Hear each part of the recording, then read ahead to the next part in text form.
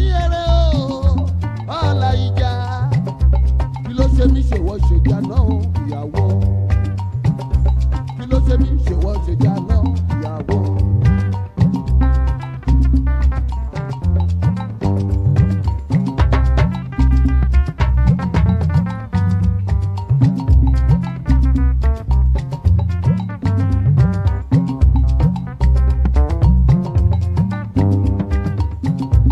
Abu bàbá ọkọ, abu màmá ọkọ. Bó bá ń bá kan sọ̀rọ̀, awú bí búrẹ́dì omi. Amọ́kọ lójú táyì, bẹ́ẹ̀ni kọ́kọ́ ò jẹ́ nkọ́kọ́. Bọ́kọ bá ń bá sọ̀rọ̀ ẹ̀dùn lọ́wọ́ àníbọ̀dá ìpanumọ́. Bọ́kọ bá ń bá sọ̀rọ̀ ẹ̀dùn lọ́wọ́ àníbọ̀dá ìpanudé.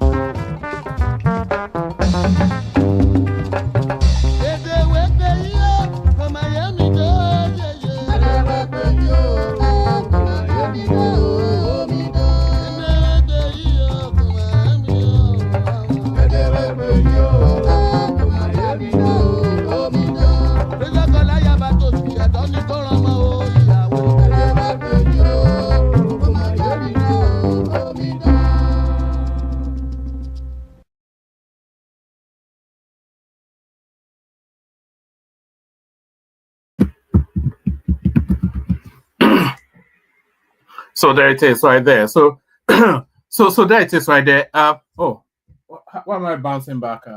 Sorry, hold on.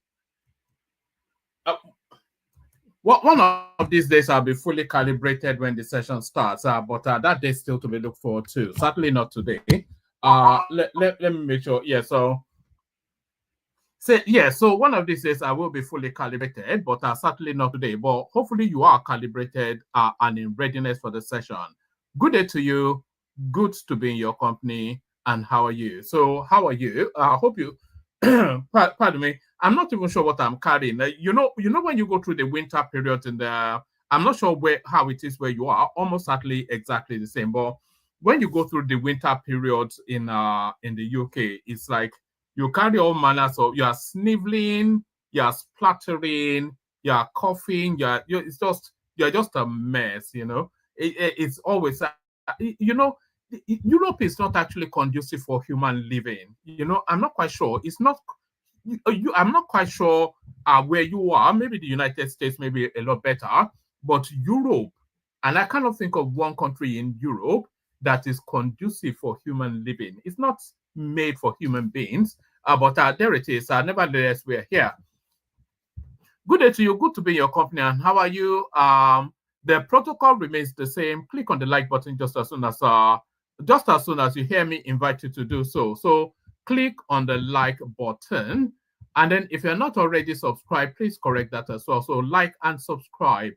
If you want to come and join us on the screen, hyperlinks that says StreamYard, so that invites you.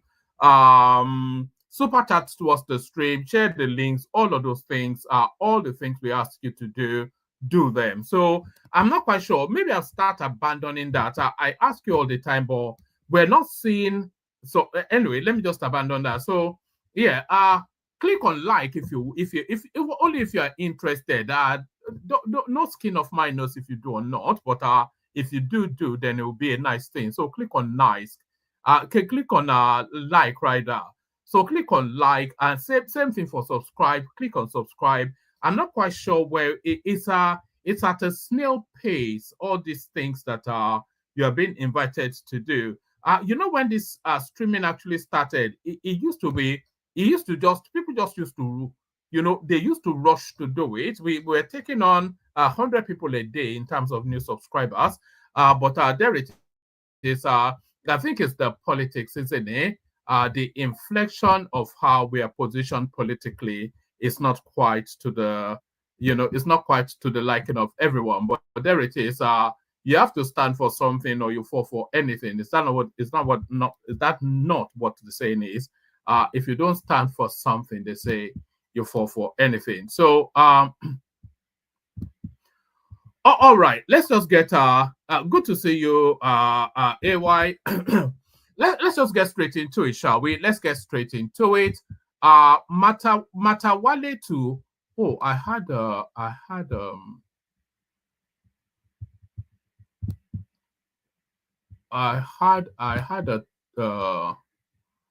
a tweet that I actually wanted to start with. It was from, let me see if I can find it. It was from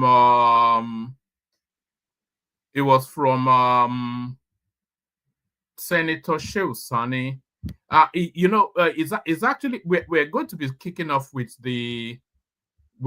let me play you a clip whilst I look for that. It's on Senator Shani, and we're going to be spending a lot of time with the El-Rufai space, because he's been coming out running off his mouth, and a lot of people clapping back against him. So let me play you this clip to start with whilst I look for that Shani tweet. How is it that in a country of well-educated, brilliant, well-exposed people, it's touts and crooks that get to positions of authority, either from the military extraction or from the civilian extraction?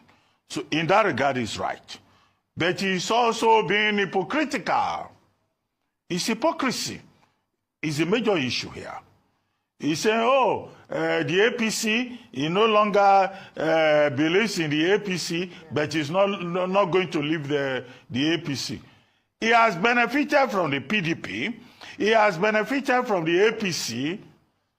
And he says, oh, I'm not leaving the APC. He's talking about leadership recruitment. What kind of arrogance? And, you know, I don't understand this kind of hypocrisy.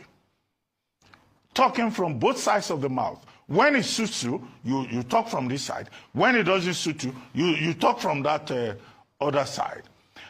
Now, he says he's not going to leave the APC, but there are members of the Social Democratic Party who have said that he recently had a meeting with them. Why is he meeting with another political party? And it comes because somebody has given him the microphone to say that, oh, well, I'm not leaving the APC. Is it true or not that he met with the Social Democratic Party? Is it true or not that he's trying to do the opposition? Daniel Bwala is right. He's not always right. And I don't think he has made a right choice. He can go on Twitter or X and abuse Ruben Abati as much as possible. But what he has said this time around is that, look, if Nasir El-Rufai had been made a minister, if he had been given the opportunity to dictate directions within the APC, will he come out and say this? No. This is, you know, somebody who has lost out in the power game complaining. And all of us should see through all these shenanigans. And that's why I say, well, maybe the editors will say it's news. And maybe they just want to expose his hypocrisy. So maybe the purpose of the editors is to say, look at this hypocritical man. And why do they all take us for a ride? If you're in politics, you're in politics. Can you do politics with integrity, with values, not as it suits you? So I don't think that this is a big story. You know, El-Rufai saying, I no longer recognize the APC. The same APC platform that he has benefited from. So which platform is he going to use next? Okay? He has benefited from the PDP platform. He has benefited from the APC platform. He has written a book where he says he's the accidental public servant. Yeah, what is the next accident that he's planning and that he will embrace with confidence and, you know, his usual rhetoric? Please, please, please. It's early morning. I don't want all kinds of persons coming to me saying they are intelligent and they understand in Nigeria. You should know that there are intelligent people in other places as well. But however, the point that he has made about leadership recruitment, I agree with that at the level of theory. To the extent that leadership recruitment in Nigeria is a problem. We have a country of really talented people, and touts and crooks are more successful. Even musicians are more successful than properly educated people. That's the kind of country we have. Theoretically, yes, he has a point there. But to grandstand about how illiterates are running Nigeria, that's absolute tosh. Say that to him. Repeat it to him. All right. Today is starting. All right. So there it is. Ruben Abati giving it to El-Rufai from both barrels. From I'm so desperate to find this tweet that I deleted. Just hold on 1 second. Because it speaks to the El-Rufai narrative, but there it is. So that's Ruben Abati giving it both barrels to El-Rufai. If I can't find it, then that's just it. We'll just go with we'll eat what we can find. All right. Let's just carry on. I can't hold you guys hostage whilst I'm messing about. All right. So I can't hold you guys hostage whilst I'm messing about. But I will hold you hostage long enough just to acknowledge the super chat from Ayo and the super chat from Ola. So as always, we expect a minimum of 5 super chats. So that's 2 to get us going, 3 more to come. So that's Ayo doing as it always does, and that's Ola doing as it does often as well. So those 2. Let's get into it. So now we played the clip in yesterday's session. There was this big meeting that took place sometimes yesterday or the day before. In attendance was Rotimi Amaechi, Nasir El-Rufai, Abubakar Malami, Atiku Abubakar, and a whole raft of other stragglers. There was even rumors of Agf Fagbemi being there. So that meeting took place, and a lot of things were said at that meeting. So off the back of what was said at that meeting is that clap back now that you were hearing from Ruben Abati. That no, it was El-Rufai that actually had the temerity to be telling us what constitutes proper politics, how democracy works, and what constitutes good governance. So if anybody actually has that tweet from Shehu Sani, send it in.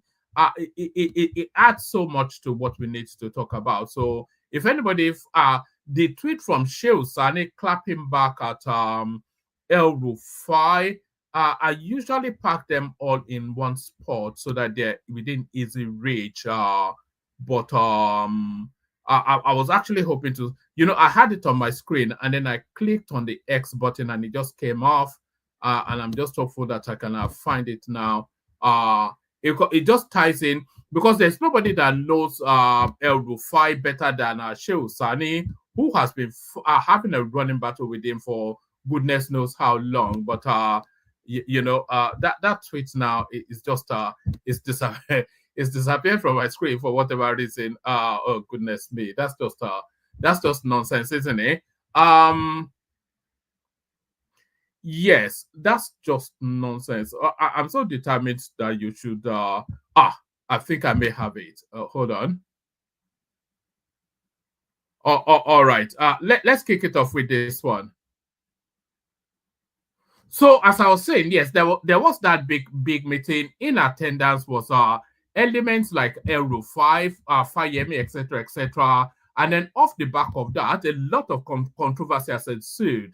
And of course, as I was saying, there's nobody that knows El-Rufai better than Shehu Sani, who now via his favorite portal of communication, X, formerly known as Twitter, responds to what El-Rufai had to say at that meeting. We played the clip of that meeting in yesterday's session, so you're not coming into this conversation blind. So this is Shehu Sani clapping back at El-Rufai. So this Senator Shehu Sani, it says, number one, when in power in Kaduna, he practiced tyranny and unleashed evil.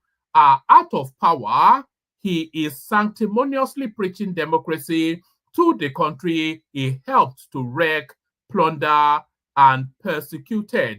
So there is nobody more central to the damage that was afflicted and inflicted on the Nigerian state more than El-Rufai. So the person Shehu Sani is talking about here, of course, is El-Rufai. So there's nobody that's more central to it. Is as culpable as Buhari himself, Abubakar Malami, and all of the senior players in that space. He was a senior player in that. Do you know that it was actually El-Rufai that initiated this process of giving so-called bandits money to stop banditing? And then when they knew that free money was coming out of governance, they just bracketed it up. So the destruction of that country, there's nobody more central to it than El-Rufai. And this is what Shehu Sani is telling us. So this is from Senator Shehu Sani's handle, responding then to El-Rufai's sanctimonious preaching about how the country has fallen apart and how he is the rescue plan.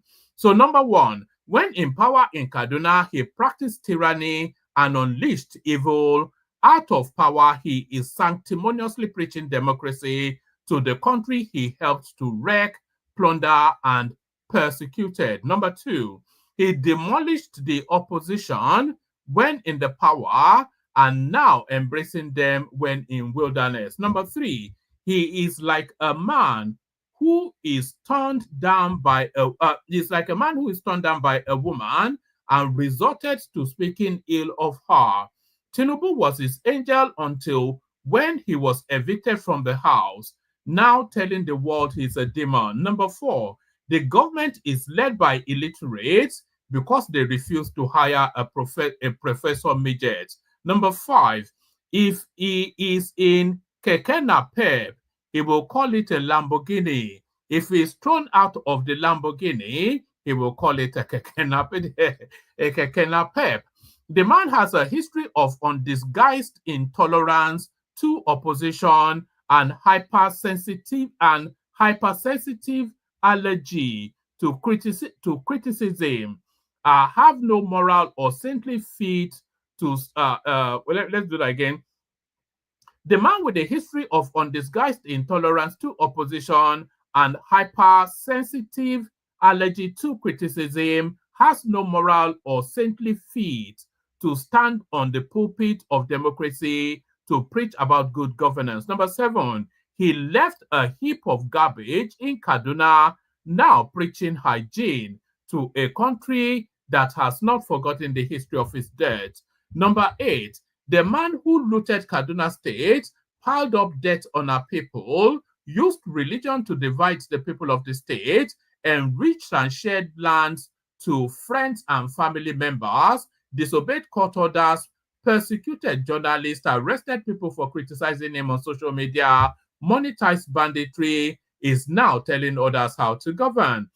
Number 9, if this man was admitted into Tinubu's government, no critic of the government in the north or south would have been spared from its toxicity.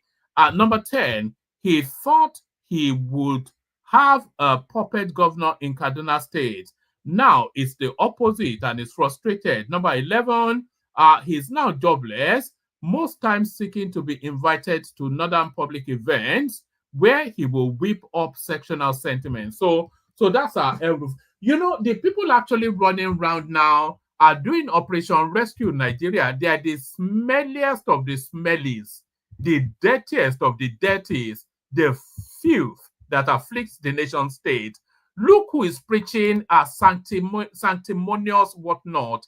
Look who is preaching what good governance looks like. Look who is preaching honesty and probity. Elements like El-Rufai, this is the person telling us about good governance and probity and accountability. Atiku Abubakar is preaching to us about accountability and good governance. Rotimi Amaechi, he's preaching to us about good governance. And so, you know, these people should be picked up, and they will ultimately be picked up. So the government tolerates, but the tolerance level, it looks as though the threshold may have been breached. The threshold of the government's tolerance may have been breached. Matawalle to Amaechi, diseased from inciting violence or face consequences. So a big name actually has to be consequence within that Nigerian space. It looks as though the government is actually afraid of these people. The government should never be afraid of anybody. The nail that sticks out should be hammered down. Anybody that crosses the line should be dealt with. And this somebody like Rotimi Amaechi, for instance, is easy picking because he has no base.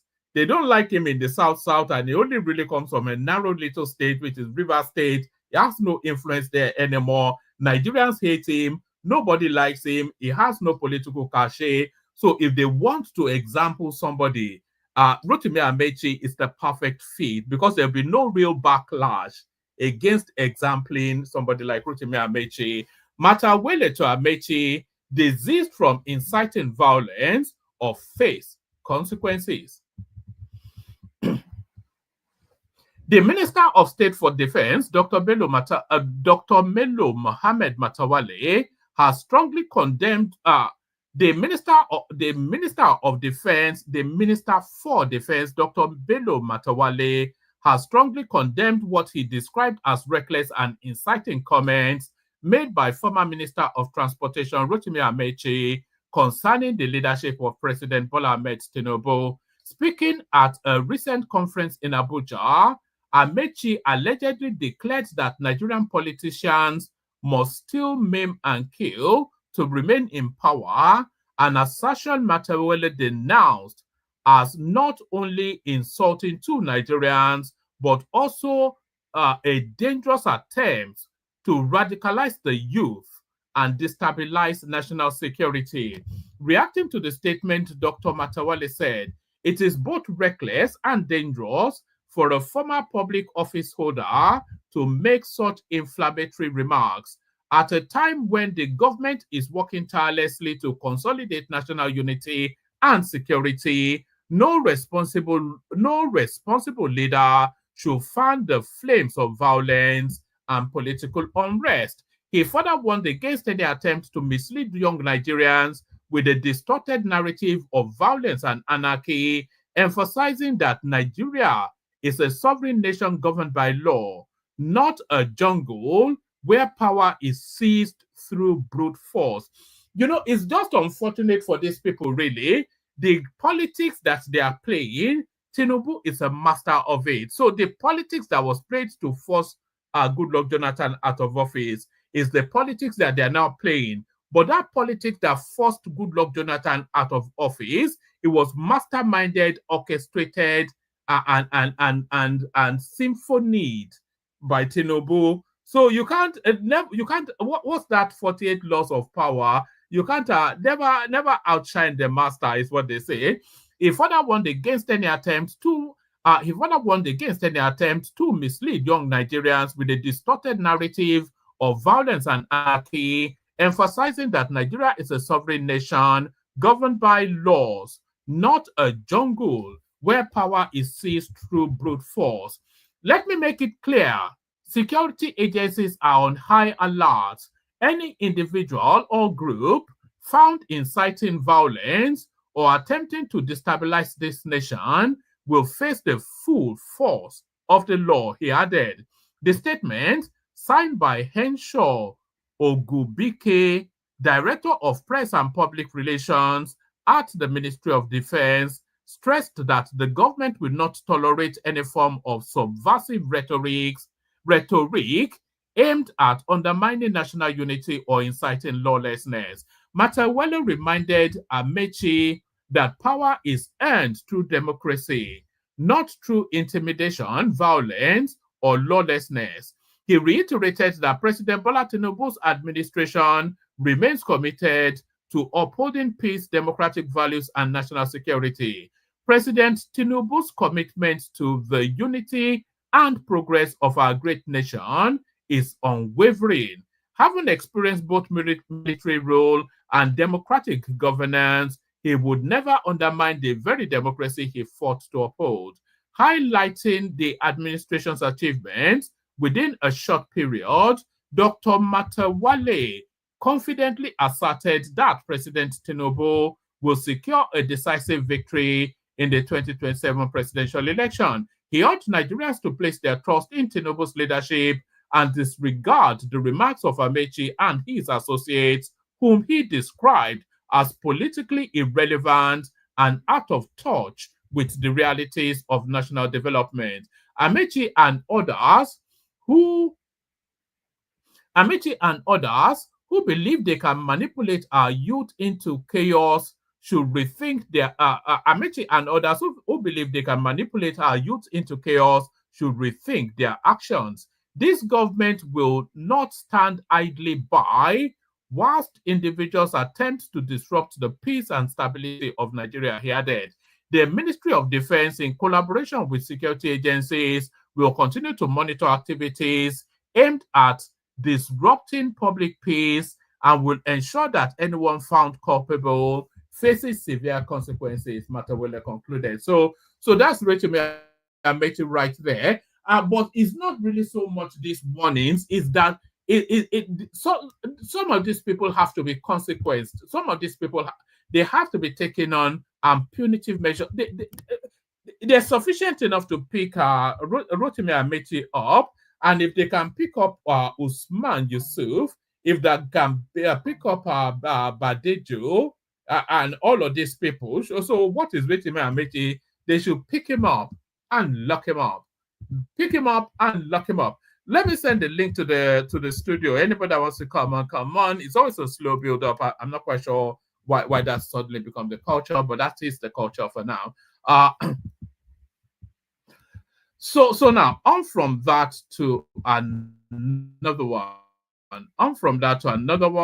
Why IGP Egbetokunis remains in office despite attaining retirement age, Agf Fagbemi. So when you are talking about urbanization, this is it right there. The IGP, Inspector General of Police, Egbetokunis, the AGF, Attorney General of the Federation, Fagbemi. So where's the Chukwuemeka there? Are there no lawyers in the southeast? Are there no policemen in the north? You know, everything is in your anyway, let's get into it. Why IGP Egbetokunis remains in office despite attaining retirement age, AGF Fagbemi. The Attorney General of the Federation and Minister of Justice, Lateef Fagbemi, has stepped into the lingering controversy over the tenure of the Inspector General of Police, Kayode Egbetokunis. So this is a battle that's been flashed up by Sowore. So this is a Sowore battle, something that he's just instigated. Just maybe he's bored and he's just looking for the next Aluta to rage about.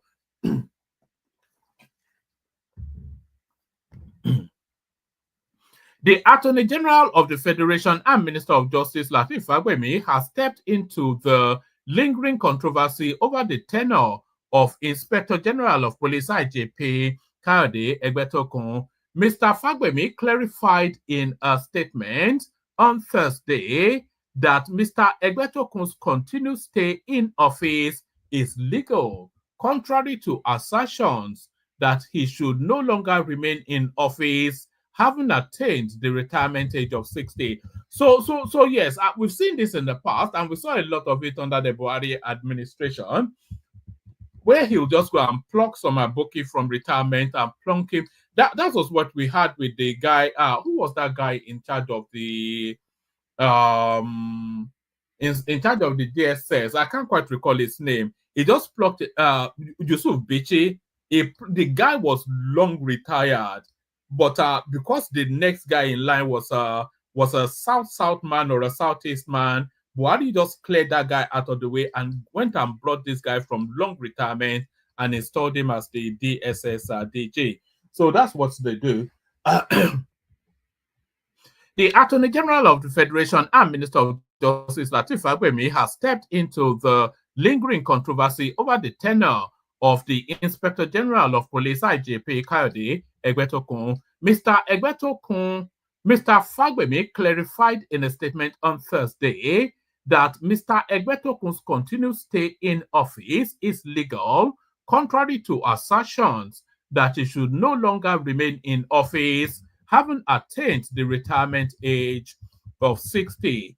The clarification came amidst prosecution of rights activist Amaechi Sowore by the police for referring to Mr. Egbetokunis as an illegal IGP.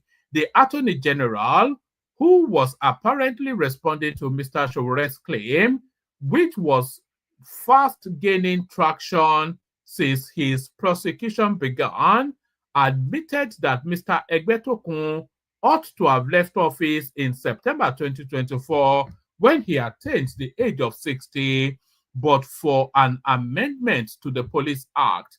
So yeah, there was that amendment. That amendment actually happened sometime within the last 6-8 months, which is it was essentially put in place to elongate this guy's tenure. Mr. Fagbemi said the amendment secured a 4-year tenure for the occupant of the IGP office. The appointment of Egbetokunis, which took effect from the 31st day of October 2023, would have come to an end on his attainment of 60 years of age on October the 4th, on the 4th of September 2024, Mr. Fagbemi wrote in a statement on Thursday. He added, however, before his retirement age, the Police Act was amended to allow the occupant of the office to remain and complete the original 4-year term granted under Section 7 sub 6 of the Act, notwithstanding the fact that he had attained the age of 60.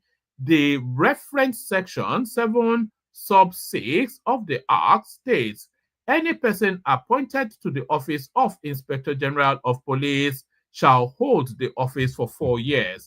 So yes,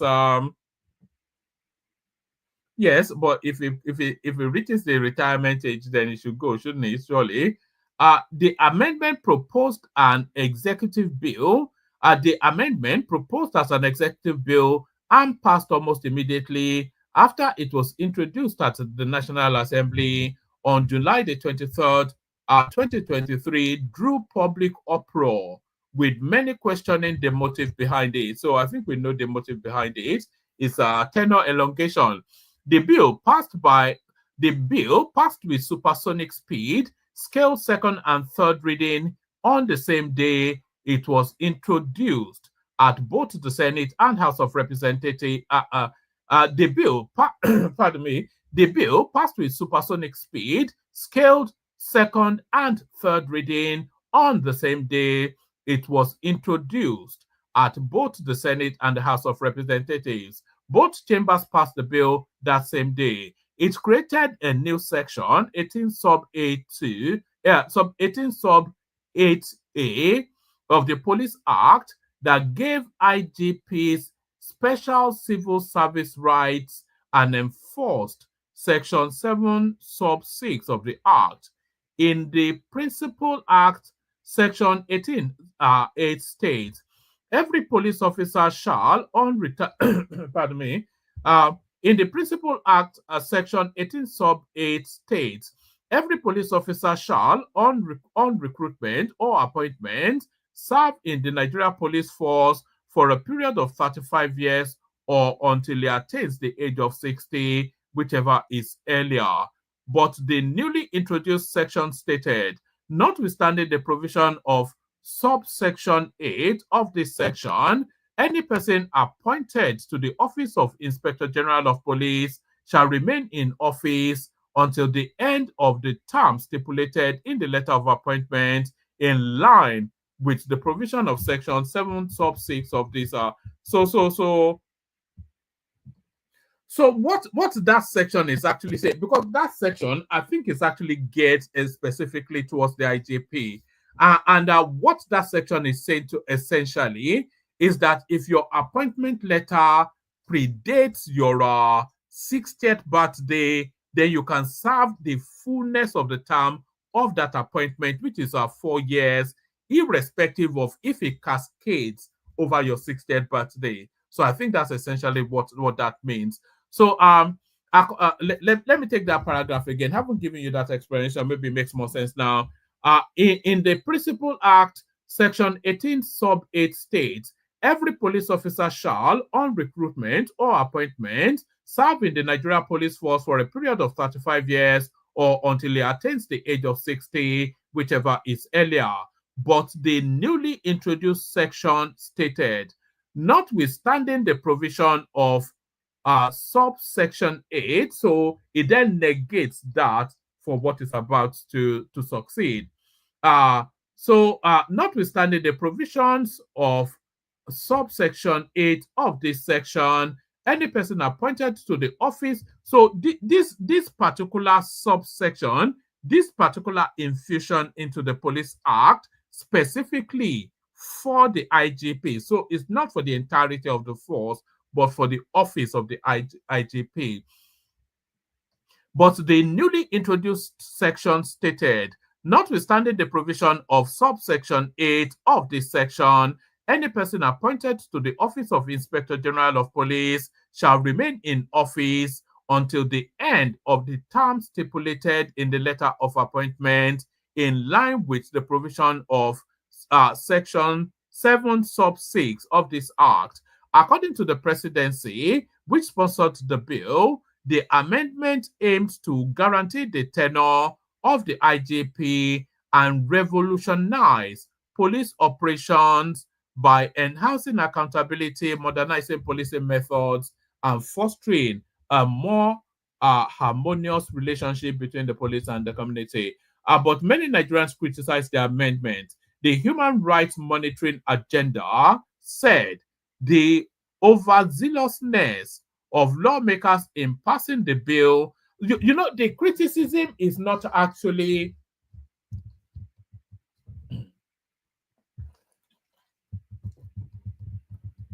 the criticism, and by the way, Showore is wrong to say that the IGP is illegal. Is not. So the criticism is not actually that the IGP is past the age of 60 and should be retired. The criticism should be the speed at which that amendment that legalizes him being in that in that office was passed. So that's where the criticism is. So Showore is fighting the wrong battle. So you cannot say that the guy is illegal when they have changed the law to legalize him. So the constitution legalizes him. So it's not, and this is what we find with Showore is a law to himself. He determines what is legal or not. But the law legalizes the IGP. So that's not where the quarrel is. The quarrel is how and why the law legalizes the IGP. So the presidency proposes a bill to guarantee this guy's tenure, and then that bill then passes through parliament all within one day. The Petroleum Industry Act, it took 20 years to pass through parliament. This particular bill was first and second reading, third reading, all done within one day, and the presidency signed it the next day just to beat this guy's 60th birthday. So it is legal. So it's not an illegal IGP. But the way the law was bended and skewed to make him legal, that's where the quarrel is. So as ever, Showore fighting the wrong battle. So as ever, Showore fighting the wrong battle, but it still is somewhat right that something stinks in there's something rotten in the state of Denmark, but the stench is completely different from what he's smelling. So let's go on from that to another one.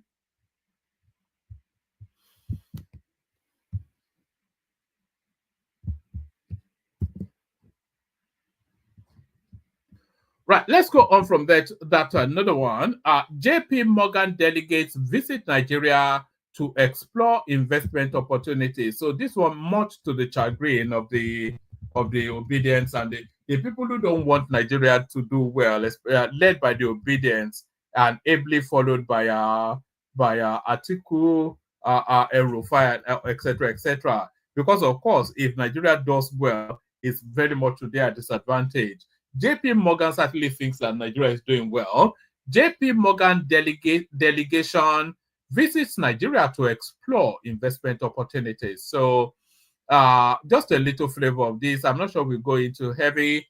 A delegation from JP Morgan, a United States multinational financial services firm, has visited Nigeria to explore investment opportunities and assess economic strategies, according to the Ministry of Finance. In a statement on Friday, Mohammed Manga, Director of Information and Public Relations at the ministry, said Mr. Wale Edun, Minister of Finance, received the delegation led by Dapo Olagunju, JP Morgan's head of West Africa in Abuja.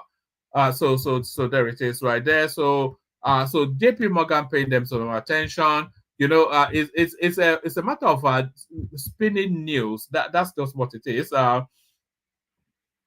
A chieftain of the All Progressive Congress APC, Musa Iliyasu Kwankwaso, has alleged that Rabiu Kwankwaso, leader of the Kwankwasia movement and presidential candidate of the New Nigeria People's Party (NNPP) in the 2023 election, is making moves to align with President Bola Tinubu to facilitate a second term for Kano State Governor Abba Kabir Yusuf. So there it is, and this is coming out of the Daily Trust, which is the northern newspaper. So I mean, if I know anything about politics at all, then I'll bet I'll bet a good sum of money that Kwankwaso ultimately will go with Tinubu. He's not going to be president in 2027, but he can be a kingmaker. And I think he'll go with Tinubu as a playoff against 2031. PDP may be heading for disaster in 2027. This is Bode George. I think remove the maybe, without a doubt, absolute certainty that they are. Chief Olabode George, a chieftain of the People's Democratic Party (PDP), has warned that unless the party unites and addresses the actions of individuals undermining it, the 2027 election could spell disaster for the party. Speaking at a press conference at his Ikoyi residence in Lagos on Friday, George expressed grave concerns about the ongoing leadership crisis within the PDP. We found ourselves in our current situation due to a self-inflicted crisis. We should bury our individual ambitions now and not allow the PDP to crumble. Elders of the party should tell those funny characters, and by the funny characters, of course, Atiku Abubakar, elders of the party should tell those funny characters to calm down. Unless we are united, with equity, fairness, and justice being the pedestal for any political decision taken, this party will be headed for a disaster in 2027. I think 2027 is out of play for the PDP, but I do think they need to clean house and clean house towards 2031. The former deputy national chairman, who is also a life member of the PDP Board of Trustees, described the recent fight over the position of the national secretary. And when he's talking about fight, it was an actual physical fight at the PDP headquarters. I'm sure you all saw the clips a couple of days ago. The former deputy national chairman, who is also a life member of the PDP Board of Trustees, described the recent fight over the position of the national secretary as a national embarrassment. It's not a national embarrassment, it's a PDP embarrassment. Reflecting on the event of the 79th Board of Trustees meeting in Abuja, George said, "What happened on Wednesday during the 79th meeting of this august body in Abuja is despicable, horrific, inhuman, wicked, and unheard of. The individuals who orchestrated the use of thugs to invade our party secretariat acted shamelessly, and this action must be condemned by all of us who value democracy." He decried the action. I mean, on and on it goes, but it's essentially saying that there are chances in 2027 between slim and none. BUA Foods saw 288% in Q4 pre-tax profit as full year revenue hit 1.5 trillion in 2024. So BUA, of course, is Rabiu, whatever his name is, the arch enemy of Aliko Dangote. So he's BU. Everything that Dangote is doing, this guy is doing as well, but very successfully, but not to the level of success of Dangote. But what just strikes me really is a food company declaring near 300% increment in profit. So that still speaks to the fact that Nigerians are being gouged. So this is now the last readout. I'll send the link again. Anybody else to come in. I'll send the link again. Anyone else come in. This is now the last readout, and then I'll play a couple of clips to see what happens next. Justin, President Trump issues warning to BRICS. So this applies to Nigeria because Nigeria is part of the BRICS, somewhat an associate member, not a full member. Justin, President Trump issues warning to BRICS and threatens 100% tariffs if they attempt to replace the dollar. The idea that the BRICS countries are trying to move away from the dollar while we stand by and watch is over. We are going to require a commitment from these seemingly hostile countries that they will neither create a new BRICS currency nor back any other currency to replace the mighty US dollar, or they will face 100% tariff and should expect to say goodbye to buying into the wonderful American economy. They can go and find another sucker nation. There is no chance that BRICS will replace the US dollar in international trade or anywhere else, and any country that tries to say hello to any country that tries that should say hello to tariffs and goodbye to America. So that's Trump, as we know. It's just it's going to be an ugliness this next 4 years. It's going to be an ugliness. All right, let's rattle through the clips that we do have. What do we have? Oh, this is Yemi Oshibanjo trying to wangle his way back into favor. So he's now going via Akewumi Additional, the African Development Bank guy. So he's gone to Akewumi Additional to try and reconnect him with Bola Tinubu. And this is how it's going so far. Watch this.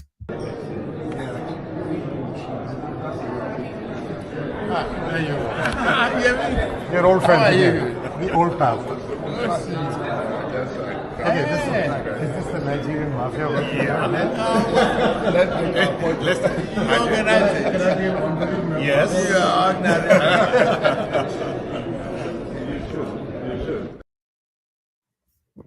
So there it is. I wonder if Tinubu will forgive him.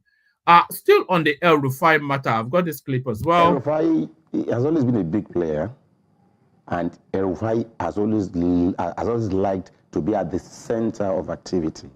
And where somebody who is used to this kind of disposition finds himself at some point not in the position to play that same role he's used to, you're like to have an issue. And there's this comment he made, which for me cannot be right, when he said that he never wanted to serve in Nigeria's government. Oh yes, I was going to come to that. If he never wanted to serve in Nigeria's government, why did he submit himself to screening at the National Assembly? He was screened. So that's height of unprincipled position.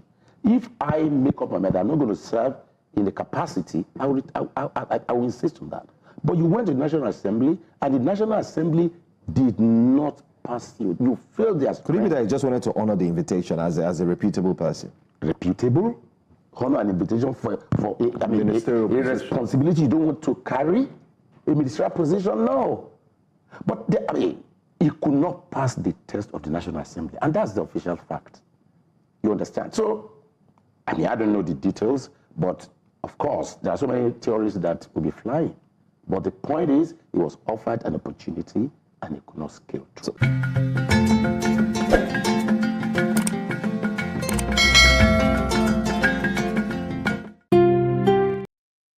All right, so that's El-Rufai. If there's ever a master of dirty politics, it is El-Rufai.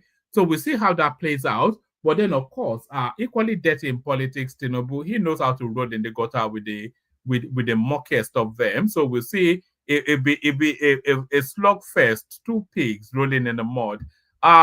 So now there are attempts to introduce Sharia into Yoruba land. It looks as though it's not abating anytime soon. Watch this. First of all, I would like to say that the issue is not about establishing Sharia court in Southwest. What we are talking about is Sharia arbitration panel, but maybe because of deliberate misinformation or ignorance, that's why people here and there shouting imposition of Sharia law or Sharia court in Southwest Nigeria. It is never about Sharia court, but Sharia arbitration panel. And when we're talking about arbitration panel, arbitration generally is one of the methods of alternative dispute resolution. And in this sense, arbitration panel is a process whereby neutral individuals are chosen to resolve a conflict between two or more parties. And when we include the word Sharia, it means we are talking about. That's how they always come in. They come in this rather benign, placid manner. And by the time they get their foot in, they've taken you over. No Sharia in Yoruba land. It's not our culture. You can take it to Sokoto and continue to slaughter yourself there. So from that, and talking about barbarism, Nigerians are probably one of the most evil people there are. Watch this.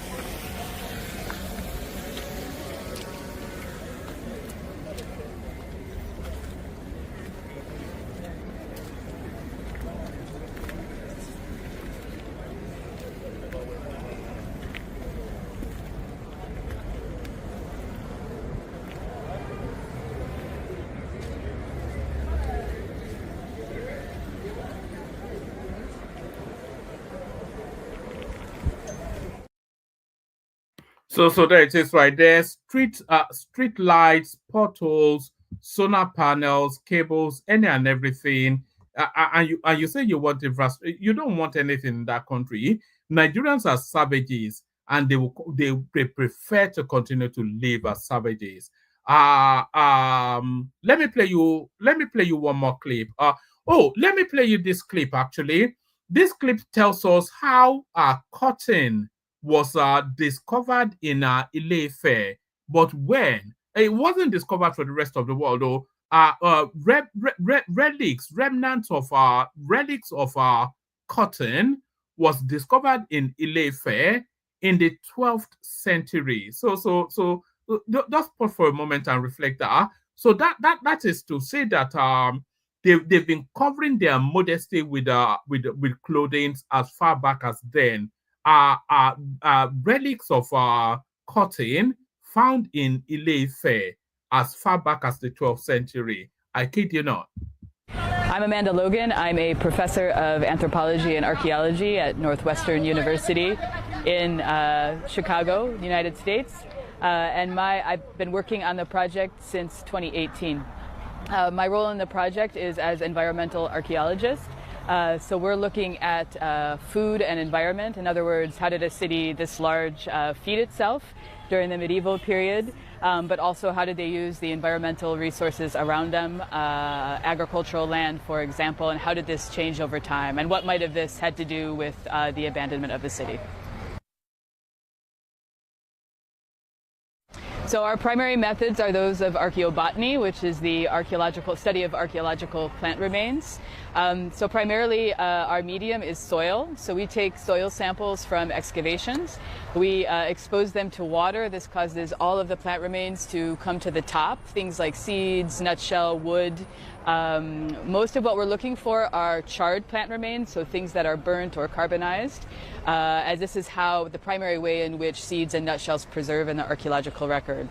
So we add water to the soil. The remains float out in a machine we've specially designed for this context. We dry those, bring these back to the U.S., and then identify the different species of seeds and nutshell and wood.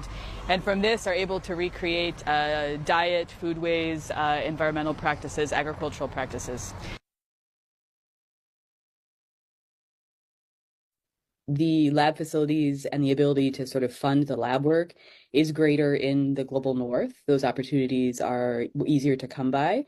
We have expertise in Nigeria. Dr. Mwabosa Orejemi, who I'm working with now, collaborating on sort of the future efforts at Ife, certainly has the expertise, but as many African scholars trying to do archaeological science in the continent, there's a lot of sort of day-to-day needs that aren't necessarily filled by the institutions or by the state, such as electricity to power microscopes, for example, or the ability to even fund the microscopes we need to do the work. The other big issue is to identify seeds of the past. We have to have a known reference collection of modern seeds, so we can sort of compare their morphologies and things in order to make identifications. And unfortunately, the majority of those collections are housed in Europe, which has the best collections, and also in North America. And this relates to longstanding inequalities and how work is funded and who has the privilege to do the work.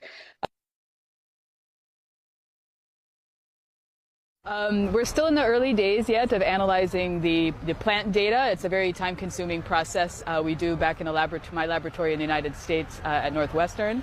We'll be doing a lot more in the next year in particular, where we're really going to focus on these analyses. But so far, some pits from Oduduwa College, so not this site but one close by, have yielded remains of wheat, cotton, pearl millet, and sorghum.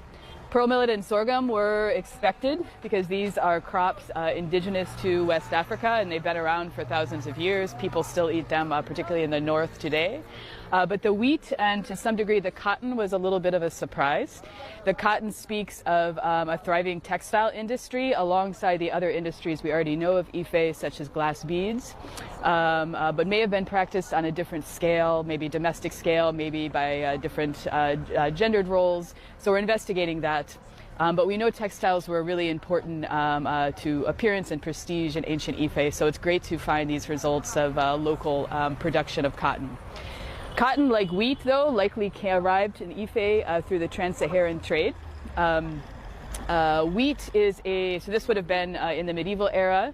Our dates on cotton are 11th, 12th century, which is fairly early for cotton. It's the first example of this crop this far south of the Sahara.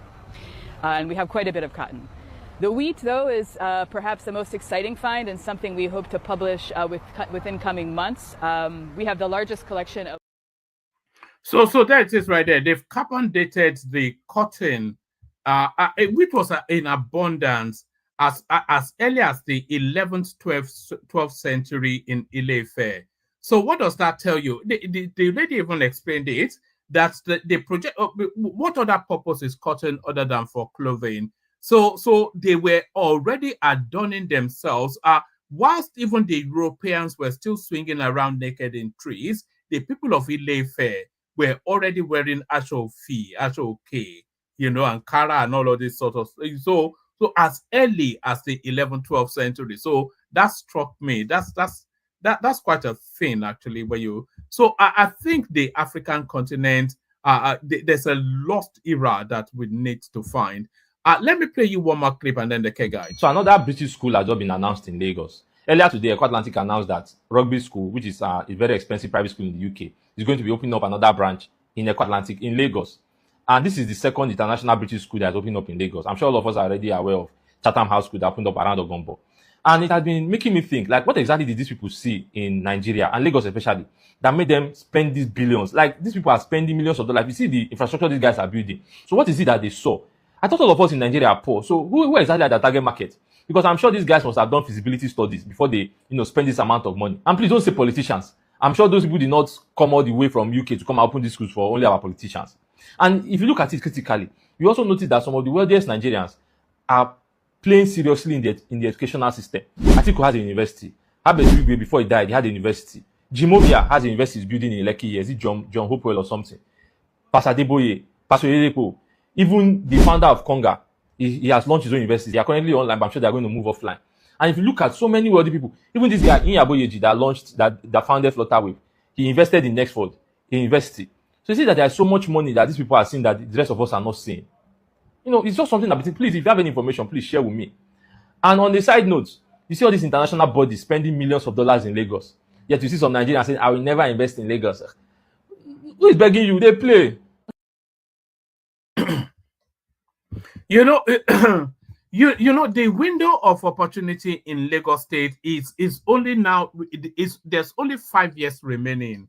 If you are not already still established in Lagos within the next 3 to 5 years, it's too late for you, because you would never ever be able to afford it at whatever your entry point is. You'll never be able. In 3 to 5 years' time, if you don't have an established presence in Lagos, then forget it. Forget about it, as they say. So forget about it. Link in the comment section for anybody that wants to hop on the K guides, and then we'll see what happens next. Only water, where they see ma. Water,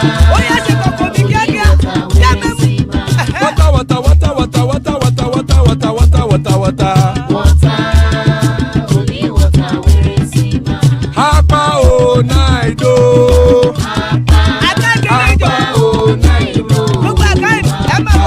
Hapa you don't come o.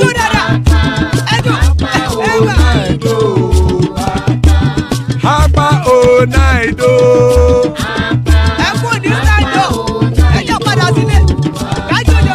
Oro kẹ̀kẹ́ ẹlẹ́mùrè o. Ilé ṣọ́díyà kẹ̀kẹ́ ẹlẹ́mùrè o. Bobby master kẹ̀kẹ́ ẹlẹ́mùrè o. Chifu Faila ti kẹ̀kẹ́ ẹlẹ́mùrè o. Eruku lẹ̀lẹ̀ ẹlẹ́mùdé.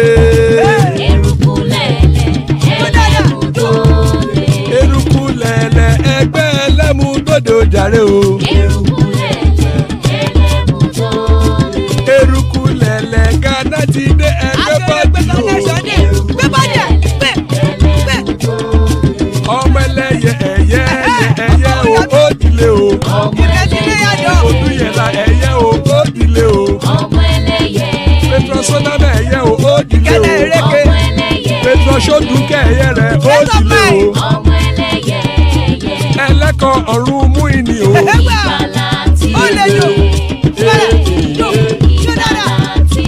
Àkùkọ ọ̀run mẹ́kọ̀.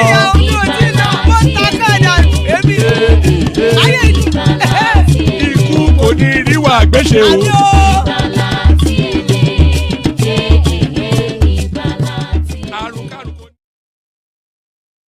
And it is right there. Ikuko Nira, which may just have nothing to do with us. Joining us, AY, good to see AY anytime it turns up.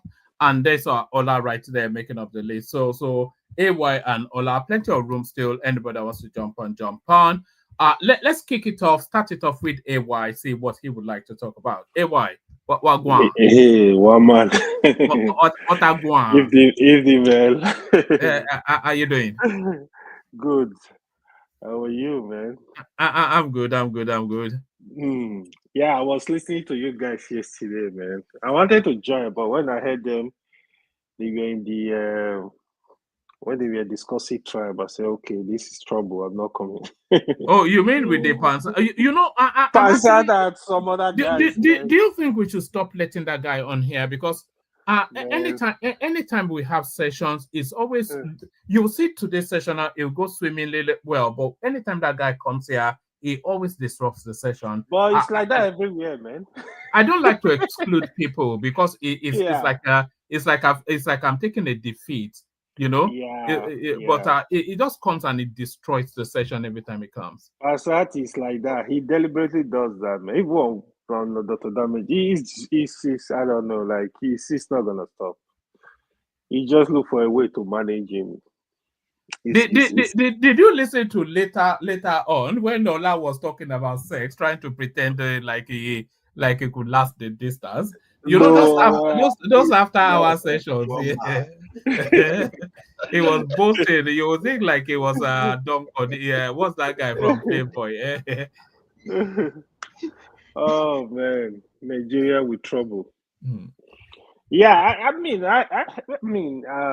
you guys discussed some nice stuff yesterday. You know, one thing I wanted to talk about was the interview. What's his name? The former governor of Is it Bisi Akonde? Baba Bisi Akonde. Yes. The interview he granted. It's generated a lot of controversy. Yes. Oh yeah. I mean, some of the stuff, I don't know. I have a lot of questions about them. One of it was he said he forced Tinubu to contest. I kind of like, I don't know. I kind of disagree with that. I think Tinubu was calculating. He was interested in presidencies for a long time, but he was very calculative. He knew when the time was right. then he give it a shot and he got it. So I think that's what I'll say about that. Because that why before he had opportunity, gave the ticket to Ribado. At some point, other ACN, I think he gave the ticket. He gave one ticket to Atiku because he knew they were not going anywhere. Otherwise, he would have be the candidate. So in 2015, he wanted to be vice president to Buhari, right? But the Saraki and his team, Saraki knew he was targeting Senate. So he understand the politics. He knew that if Tinubu clink the position of vice president, it's going to be difficult for him to get the Senate president. Then he just gag up and went after him. That was how Buhari now said, okay, you have to give us 3 candidates, so we choose one. That was the politics that play out there. Then Tinubu, like I usually say, no matter what you're gonna say, he's a strategist. He understands the game of Nigeria politics, to be honest. He just went mute and he was planning and strategizing. He made sure he kicked some people out before 2023. That was how he was able to. He cleared the road before 2023. That was how he was able to get the ticket.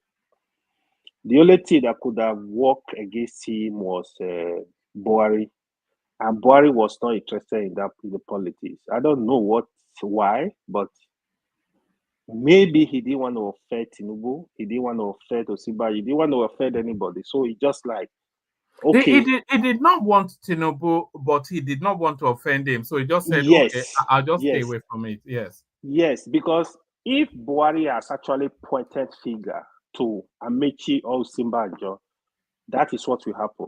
So APC governors would have pushed Buhari away. But even the plan that was coming up when they wanted to use Ahmed Lawa, right? Ahmed Lawa, people don't want him. Even the Northerners don't want him. So the Kaaba wanted to bring in Ahmed Lawan. Ahmed Lawan would have lost the election. Apart from that, it was just unfair, right? So that was how Tinubu got it. AY, do you know what I think Buhari actually wanted? I think Buhari actually wanted a generational shift. He wanted the country to go from his sort of generation to a much younger sort of space. And that was why he wasn't really keen on Tinubu. That would have been good, but if you are looking for that shift, who? I don't see Amaechi. Osinbajo will be that shift. No, not Amaechi is useless now. Shift. Yeah. Amaechi, first of all, Amaechi, he can be very childish, and he does not have quality of a president. He's a good guy, I like Amaechi, but to be honest, he does not have qualities of a president. He's gonna fight too much. He's too kind of like power drunk sometimes too. So Sibajo would have been able to balance things up. But unfortunately, I think I would say the big mistake Sibajo made too. I feel he would have actually go to Tinubu and said, Siwaju, this. I'm interested in this position. I want to contest. Probably he would have, I don't know, could have changed his mind, like kind of like talk to him really good. I think that's a big mistake, no matter how you're gonna look at it, for him not to like work with Tinubu to see if he can click the ticket. But unfortunately, he was kind of using underground, and he was not coming out boldly. So I think his thinking was, let me show interest. Probably Buhari will support me, then I will not come out. I think that's the quality he was playing. If Osinbajo had won that ticket and gone on to become the president, I don't think he would have been as dynamic as Tinubu. That's one. But I don't think anybody would have hated him that much. All the hates that we're seeing from the obedience, all the storylines where people would have been accepting of him, and it would have made a reasonable president. Not a fantastic. I don't see dynamism in him. He's not a dynamic man, but it's a steady hand. How is Tinubu dynamic? How is Tinubu dynamic? Yeah, exactly. With the raft of the raft of reforms that we're seeing, What reform are you talking about? What reform are you talking about? The tax bill, the education, the credit scheme, the subsidies, those are dynamic. One man, let me say this, right? Yeah. To be honest, if Osinbajo had played the ticket and Tinubu is not with him, Osinbajo could have lost the election too. Like that election was a bit he needed Tinubu actually. No matter what, he needed Tinubu because you see that block in the north, that APC block in the north. Trust me, it's so easy to lose it to Atiku. Tinubu, I don't know how he played that politics. Even a week to election, I thought APC governors, some of them might just walk on the ground and kick Tinubu out. I'll give the power to Atiku. And even Kwankwaso, those were my two fears. Like this is a possibility close to the election, but I don't know how Tinubu was able to work with those guys in the north, those governors, and they did betray him. He was so lucky. The other one is the issue of El-Rufai. Nigerian politicians are funny though. But to be honest, I feel Tinubu who El-Rufai a lot. I heard you say, I don't know, somebody, I think it was you. You said, no. The video you were playing, the person said, El-Rufai went to the Senate, he was denied. Why is he blaming blah, blah, blah? I'm like, come on, man. The truth is, they don't want El-Rufai. They don't want El-Rufai. Senate will not deny El-Rufai if that message is not coming from the presidency. We know how this thing play out. Like, come on, even though they will go to Senate, they say work and pass. El-Rufai will go to Senate and fail. How many senators there are more are smarter than El-Rufai? So the honest truth is that problem was from the presidency. I think they wanted to humiliate him. I think Tinubu, I would say Tinubu messed up with El-Rufai. He would have looked for a way to still work with him, even after everything. Because El-Rufai is dangerous, man. El-Rufai is dangerous. Trust me. If you are look at the Buhari 10 million vote in the north, two people I feel that can inherit those votes is El-Rufai and Kwankwaso. These are two dangerous people that can inherit those votes. So you cannot underrate him. But I mean, Tinubu is also is very smart at the game, man. Trust me. He knows he will not. Tinubu he's planning for 2027 already. I mean, it's politics, right? A day in politics is a long time. So he might look for a way back door and have discussion with El-Rufai. How is El-Rufai dangerous? Somebody that could barely even want to win the Kaduna if not because they did their fraud. Do you think El-Rufai is popular in Kaduna? No, El-Rufai. Hold on. He almost lost that governorship election. Because they did. Which election? Which election? The governorship election. Which year are you talking about? In Kaduna State, the current okay, Shani. Yeah, Shani. They almost lost that election. They rigged the election. Well, PDP won that election. They rigged it. The same thing that happened in National State was what they did. What about the presidential election? Was it not rigged?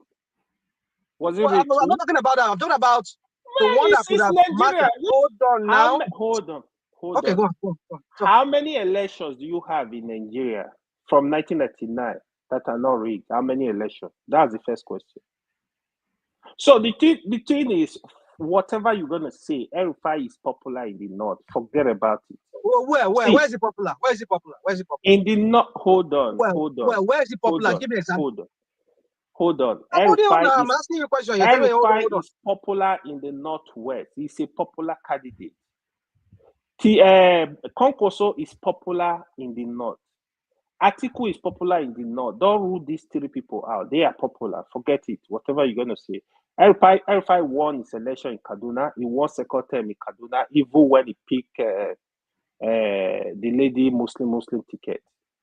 So he started the Muslim ticket thing. Yeah, his popularity in the second tenure was depleted because of the politics he was playing.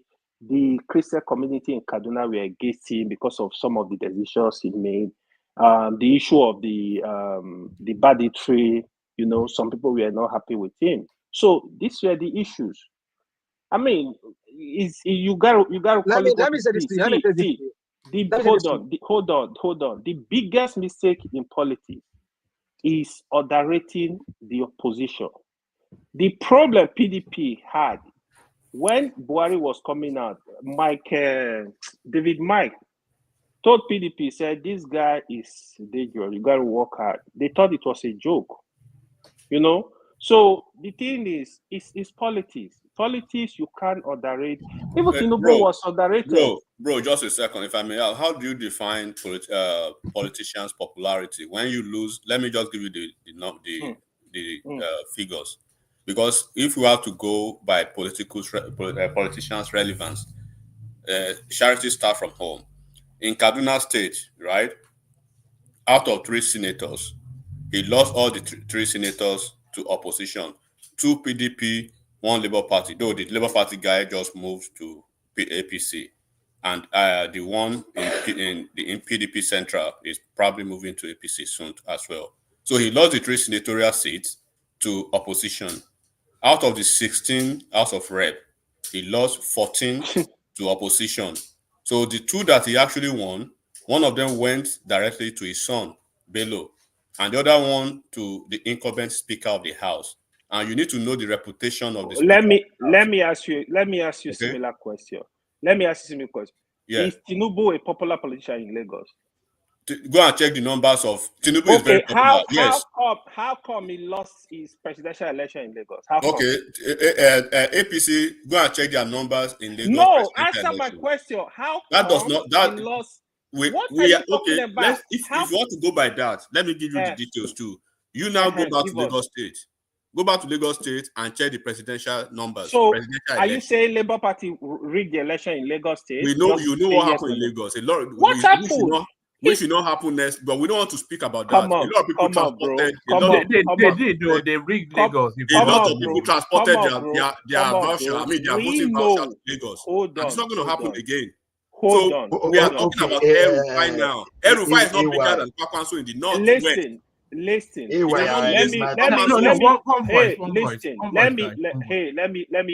me continue this. You see, it's so easy I don't deal with sentiment. El-Rufai is not my friend. It's not my relation. But you can't say El-Rufai is hold on. 98%. 98% in the state. Hold on for him. Let him make that point. Can you just listen? Carry on. See, I don't discuss politics with sentiment. I follow politics. One man is here. I've come here to praise Tinubu a lot. Even the popular Dr. Damages, I praise Tinubu. People will say, "Oh, you support Tinubu." It's politics. Listen, Tinubu lost election to Peter Obi in Lagos. Right. Pure, clean and clear. There was no rigging. If there is anybody that rigged election in Lagos, it was actually APC. Do you know Tinubu structure in Lagos? Tinubu is the only politician, let's say maybe Kwankwaso, that can move his structure to a different party. He will win election next month. He is the only politician I can bet my money. Do you know the capacity of Tinubu for Tinubu what happened to El-Rufai? What happened to El-Rufai losing 98% in Kaduna State? What they have APC and you say it's popular. Hold on. The governor of Lagos of Kaduna State is APC, right? He won a Kaduna State. What is the margin? Less than 10,000. You are not getting the point. I can't deal with sentiment. I'm not. You are not doing sentiment. Forget about that sentiment. Okay, dude. Now listen. I'm telling you. I just gave you the numbers. He lost 14 seats of the House of Rep. No. Hold on. He lost the 3 senators and he barely won the gubernatorial election. What are you talking about? Can you compare El-Rufai to Kwankwaso in the Northwest? Let me finish what I'm saying. Kwankwaso in 2000, when was the election? In 2000 and in 2020. He lost 2019. He lost election in Kano, what happened? Kwankwaso popularity in Kano is hard to match it. Oshomole with his popularity in Edo State, he supported candidate in 2020. He lost the election. You are making false equivalence. That's what you are What doing do you right mean now. false equivalent? I'm telling you what you are doing. There's no possibility where you will be a sitting governor, an incumbent governor, and you lost 98% to opposition. Bro, again, I'm not here to argue with sentiment. Nobody's arguing with sentiment. I don't play you guys. We are giving you the raw figures. I don't play you guys. We are giving you the raw figures. When you are talking sentiment, you are the one being sentimental. Because you cannot tell me I'm a party chairman. I'm a party chairman. All right. Let's do it this way. Enigmatic. Let him establish a position, and then you counter him. Just a second. Make you be the party chairman. I come to your office. As I can't tell you, say, bro, I lost the 3 senators. Oh, I lost 14 out of the House of Rep. Oh, we won our gubernatorial election. You are the incumbent governor. We lost it by almost 6,000 votes. We know what happened in the Supreme Court now, one man. If not because of APC, right? Ubasani did not win that election. PDP won the election, square and fair. So let me ask you. Okay, comment on Tinubu and Peter Obi. Who won? I know they talk about those people. We they talk about. We talk. So I know what you are trying to do. Obi should go and do his own calculation of who lost and won between Atiku first. Okay, we are talking Kaduna State. You cannot tell me you are a governor and you lost all the states and you are talking relevance. Go and see relevances. See. Akpabio self, that has an income, that has an opposition in a state. You saw the numbers that he came back with. See, one man. I know the person here I'm discussing. Now you do sentimental now, that discussion is over. Let me have. One man. Yes. Can I say something? All right. Let's do it this way. It's too early for it to. Okay. So we gallant for you. Yeah. So let's just for the audience. Let rational mind insert something, and then AY, you have 3-4 more minutes, and then we'll move it around. So insert something, rational mind, and AY. Yeah, AY. Sorry, I just want to say this. I wanted to say this. See, you need to factor something about El-Rufai. El-Rufai is a non-entity. It's a non-entity. El-Rufai rode on Buhari's back to become a governor. The 2 times he became governor in Kaduna State, it was on Buhari's back. Buhari has a popularity, we know, in Kaduna. Who knew El-Rufai besides him? Because even when Obasanjo picked him up and to become the FCT minister, I mean, I know he did a very good job while he was FCT. By the standard then, he did a very good job the way he brought some kind of sanity into Abuja back then. I mean, just a second. Make I even give you this. No. Enigmatic. You have to let him. No. Just let him learn. You continue. You say what you want to say, but let me just. No, I even want to give you a point. The same El-Rufai that they stepped down Sonny Shehu Sonny for to give him his ticket. They gave that he betrayed that guy, and you are talking about one because he missed out on this. So my conclusion is this, real quick, is that I want you to factor in all these things. That El-Rufai is a non-entity. All these things that he's just doing is just, I know, for me, I just believe it's a mole. He knows what he's doing. And I know some people can read between it and know that guy is a snake. So for me, I'm glad that, what's his name? Obi is not even meddling with them for now. I don't know, maybe behind the scene, they are doing something together. But as far as I've seen so far, I don't think Obi is buying into his BS. Because that guy is a snake. I know he's a mole being sent into. They have some kind of. They have some I wouldn't say that. Rational mind. I think El-Rufai is one of those people in life that has to be central to whatever is happening.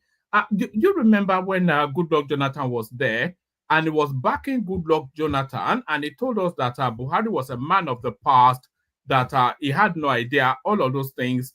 And then when Goodluck Jonathan chose Namido Sambo as his deputy, El-Rufai suddenly flipped, and then he started to champion Buhari. And then with Tinubu again, he flipped remember when he went to Lagos and told us that he was coming to end godfatherism? That was when it was the fullness of his pomp as a Buhari alpha boy. You know, he went to Lagos then to go and attack Tinubu, and then in the primaries he flipped again, and then they banned him at the ministerial thing, and he says he doesn't want to serve, and now so that guy is a very, very dangerous guy, El-Rufai, very, very dangerous. He is dangerous. Let me just say this real quick. He is dangerous, but he's the kind of dangerous that you people call him like he's some kind of, he has a political weight. He's a featherweight. I mean, it's just, I don't think it even matters in the question of the northern political bigwig. It's just riding on to, what's his name? What's it called?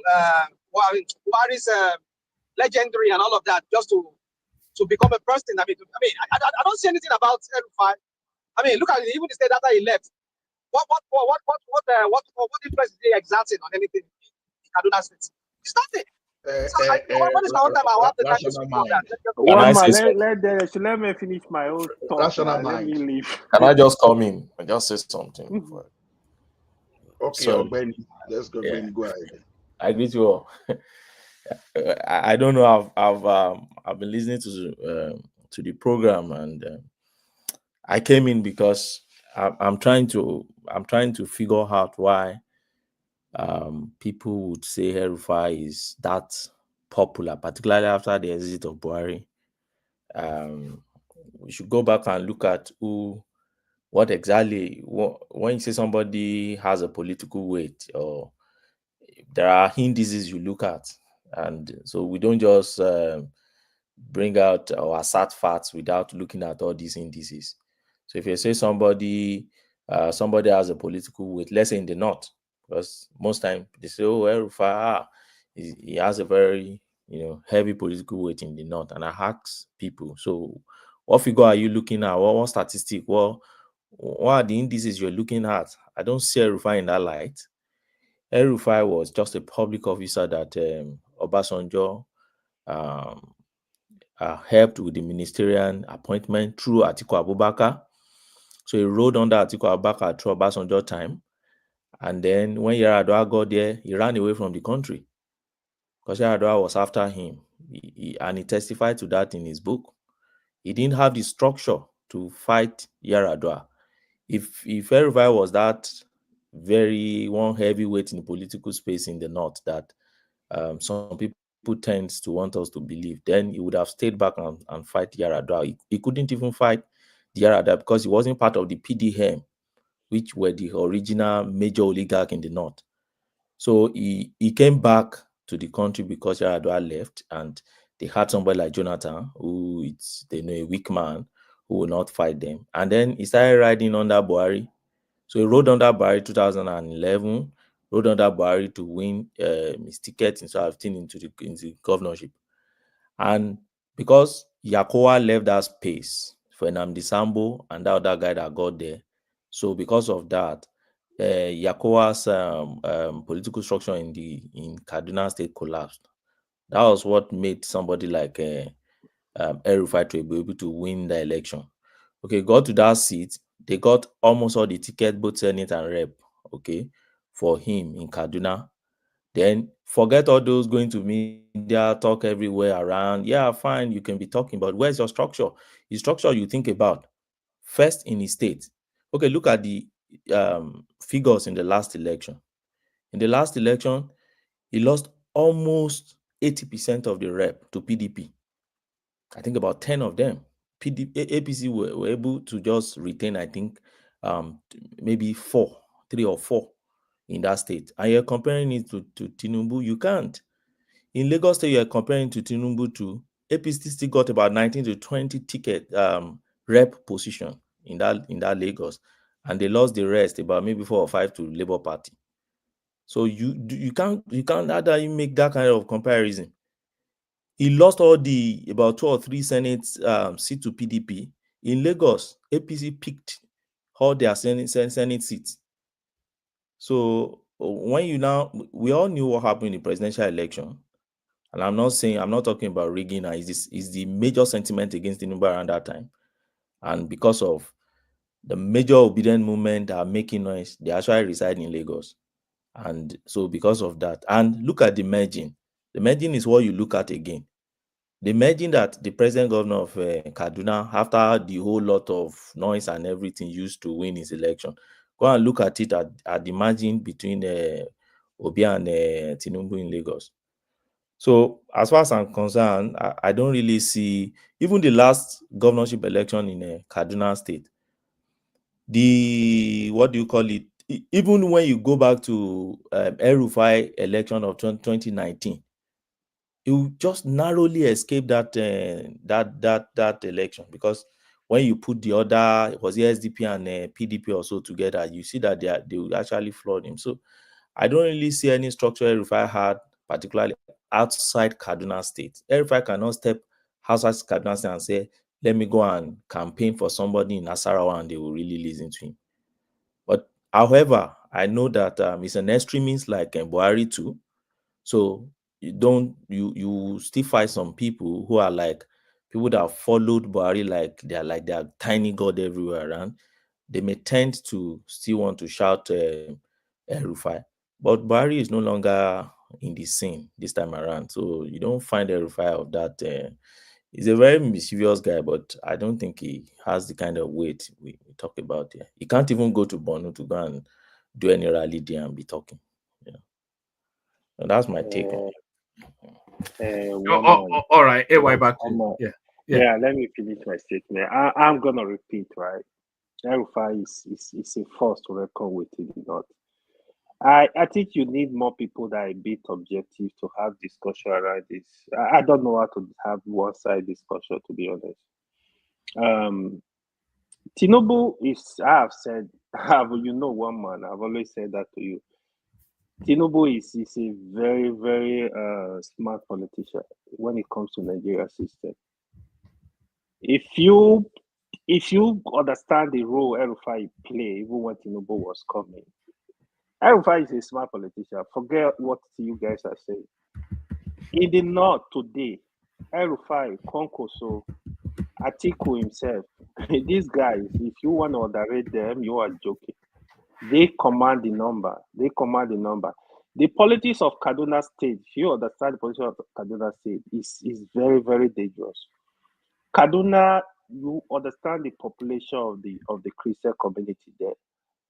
El-Rufai, he makes some decisions that were not okay. As for example, the Muslim ticket in Kaduna, during his second tenure, his deputy governor was a Muslim, so that was an issue. Then the issue of banditry in Kaduna. So the Christian community, Southern Kaduna, felt that El-Rufai was not doing what he's supposed to do in terms of security. So there were a lot of issues around around the politics of Kaduna. The guy is popular. Somebody said, when he contested for governor, yes, Buhari played a big role, but El-Rufai was popular. Shehu Sani does not even have. He does not have the popularity. He does not have the financial backing to even contest for governorship. Even himself, he wrote on Buhari to win the Senate, first tenure. El-Rufai, second tenure, said, no, you are not going to Senate. We need to put fact out there. El-Rufai have the financial power. The family have, El-Rufai family is a very popular family. People don't know this. And if you know of Itacellular in Nigeria, Itacellular then, that was El-Rufai brother. El-Rufai brother is the owner of Itacellular company that was in Lagos, the popular Itacellular. You need to understand the El-Rufai family. It's not even El-Rufai. He has a big brother that was so rich, that was more even popular than El-Rufai himself. They have the structure in Kaduna to win election. So we should not say what we don't know. Because you don't like somebody, it doesn't mean like you have to. Even the policy of Lagos, I know what played out. I know, but I mean, it was foolish. It's just like the way you guys are talking now. That's how people underrated Peter Obi. I told when 2023 election was coming, I was telling my friend, for example, I said Peter Obi will win Edo State. He said, no, how can Peter Obi? I said Peter Obi will win Edo State. They were arguing with me. When they saw the result, they said, who? How did you know this was going to happen? I told my friends, I expect Peter Obi will do very well in Lagos. I didn't even think he would win Lagos, to be honest. But I knew he would do very well. Because Peter Obi was underrated. The only advantage Tinubu had was Peter Obi did not do well in the north. If he had done well in the north, it would have been different story. It would have been just different story. If Peter Obi had somebody like El-Rufai as deputy in the north or Kwankwaso, forget it. That election would have been different because you will not see it coming. Look at the vote he amassed in the southeast, in the south-south, even in the southwest. He did quite well. So we should not underrate people the way we just talk here. I mean, even Tinubu, people underrated Tinubu. People never thought Tinubu can pull that number, right? I mean, Tinubu is also, I'm not going to come here and criticize Tinubu. Tinubu is a smart politician. What I'm saying, he needs to do the right thing. I don't support people blindly. I need somebody that will move Nigeria forward. God should bring that person, no matter any part of the country that person belongs. I don't really care.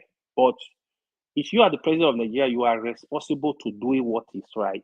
I wanted to just lay some complaint here. One thing Baba BC Akande said. He said he wanted the Yoruba president. Like, what are you talking about?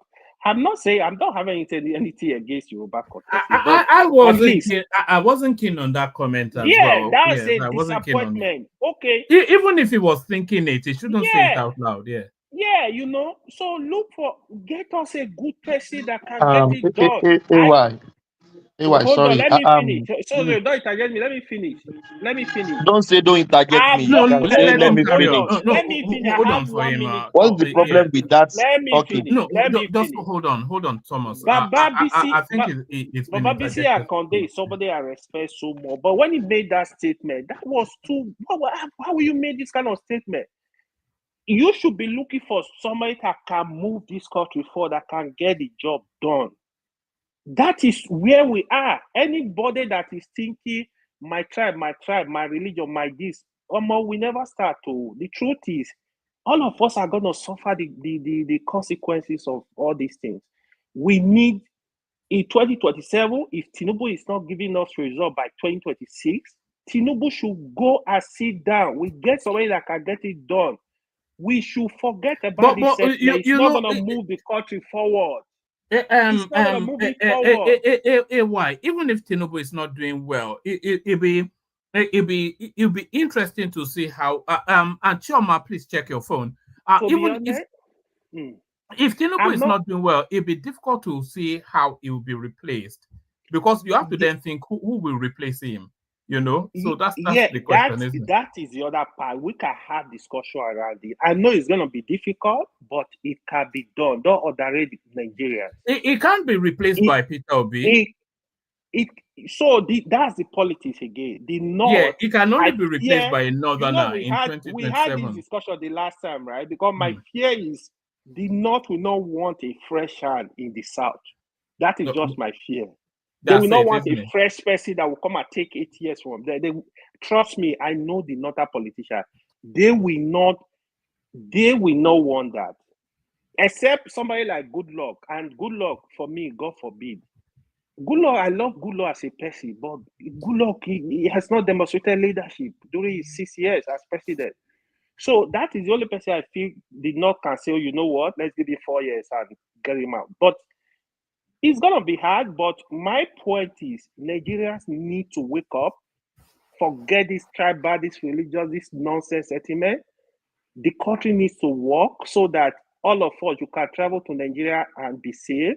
You can go do investment in Nigeria and get return. We have a lot. This country is not for us alone. There are people, generation coming that this country belongs to. This country needs to work. We need electricity. We need basic amenities. This country needs to work. We need to get rid of this our sentiment and look for somebody that can get this country on track so that all of us, our children, they will be proud. They will enjoy the country. Thank you. But what you just said, still stay there, but what you just said is aspirational, but it's not vested in the reality of politics. Peter Obi cannot come in 2027. I think anybody that knows politics knows that. Whether he's the best man or not, and a lot of people will tell you that he's not even the best man, because nobody was subjective. Some people think he's the best man. Some people think one might see. Kolata is here. Kolata listen to me. If I'm talking on Dr. Dami, people think I'm against Peter Obi. Sometimes if I come here, people think I'm against Tinubu. I'm not against anybody. I don't fight for anybody. I just want somebody to come that is able to get this job done. My point is, even El-Rufai we're talking about, and El-Rufai, the politics is playing now is because it's not in the government. If El-Rufai is in the government, El-Rufai will not speak like that. We need to understand these politicians. They are not our friends. The Nigerians need to understand how they play. Look at Amaechi. Amaechi was in Buhari government for 8 years. Amaechi is talking. El-Rufai was in government. He's talking now. Because if El-Rufai, trust me, if El-Rufai was in Tinubu cabinet, he will not speak this way. That is what we as people need to understand. The only person that made good statement last week was Peter Obi. Peter Obi said, if you are going to form this alliance just to collect power from Tinubu, I'm not interested. That is a perfect statement. Leadership. That is leadership. That was what happened in 2015. Yes, I also supported Buhari, but the truth is, they just gathered to collect power from Goodluck Jonathan. After then, what? They didn't do anything. So that is the pain of Nigeria. Nigeria, this is the pain. This is what we are passing through. If Atiku today, El-Rufai, or they gag up and said they are able to remove Buhari, Tinubu, what are they going to do? They just want to share power. That's what they are interested in. They are not interested in the development of the country. They are not interested in the leadership. So if Obi is our best, let's move with Obi and let's get him in. But it's not going to happen now. It's going to be hard, but we can give it a shot. If by 2050, 2025 ending, 2060, 2026, let me ask you a question. Tinubu is not giving us direction. Hold on. Go ahead. No. If Tinubu is not giving us direction, it'll still be difficult for us to remove him. But I know it will be difficult. Hold on. How do you think the Northerners vote? Do you think the Northerners vote independently, or do you think they are directed by their power blocks on how to vote? Majority of the Northerners are directed by the power block, by the governors. Yes. So these are people that have the governors. Yeah, no. You've answered the question. Yes, the religious leaders, the emirs. Yes. So today I saw a video where Tinubu was with the Tijaniya group. That is why he's playing those politics. Yes. So the Northern vote hold is on now. Hold on. I was taking you somewhere. And you've answered the question correctly. The Northerners vote not independently, but along their power block spaces. So there's that. And those power block spaces, they are only in, the Northerners, they get, we are seeing it playing out now, they get very panicky when they're not in power because they know no other than to be in power. So we're seeing that play out. So now in 2027, there's only one decision for them to make. Are we getting rid of Tinubu immediately and right now, or do we let him phase out that remaining 4 years and then we take the power back in 2031? So that's the only decision that is going to, the North will still decide, and ultimately the North will decide to go with Tinubu because the only other option would be Atiku Abubakar, and if they vote in Atiku Abubakar, then that destroys all of the ambitions of the younger. It destroys the ambition of El-Rufai, Kwankwaso, Bala Mohammed, all of these people that are aspiring. Kashim, all of them, they are gone just because of this old man. So they would rather just wait Tinubu out another 4 years, and then the younger generation Northerners will fight it out. But they will never ever hand over power to Peter Obi. Why would they? And if the North don't go with Peter Obi, he's not going anywhere. He will do either what he did last year, 2023, or even less. So Peter Obi is out of. So whether Tinubu performs or not, it is almost likely going to win again just because of the pragmatism of politics. Wama, let me add this. I agree with what you said, right? But I'm going to add this.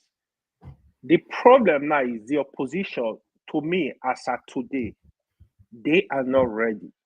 If they are ready, if Atiku, Kwankwaso, El-Rufai, all the big guys, if they can back Peter Obi up, they can adjust that power. But trust me, it's going to be very hard for them to come to an agreement because Kwankwaso and Atiku, they are not really like aligned politically. Kwankwaso, you see, is more aligned to Tinubu. I know this, but there are things I'm not going to say. It's more aligned to Tinubu than even Atiku. Trust me. So that is the policy. What you said is very right. If you not talking sentiment, you look at it politically. The North is gonna be. They will prefer Tinubu to complete 4 years than give fresh 8 years to anybody in the South. This is just the honest truth. But Atiku as a person, I have said this. I had never liked Atiku as a leader. I knew what he did when he was the vice president. But if God, in his infinite mercy, think Atiku is the person that will change the country, I sincerely pray he will. But for me, looking at Atiku, what I know about that man, I don't think Atiku have anything to offer Nigeria. He needs to go and sit down. That's just my whole point. I'm just tired of this.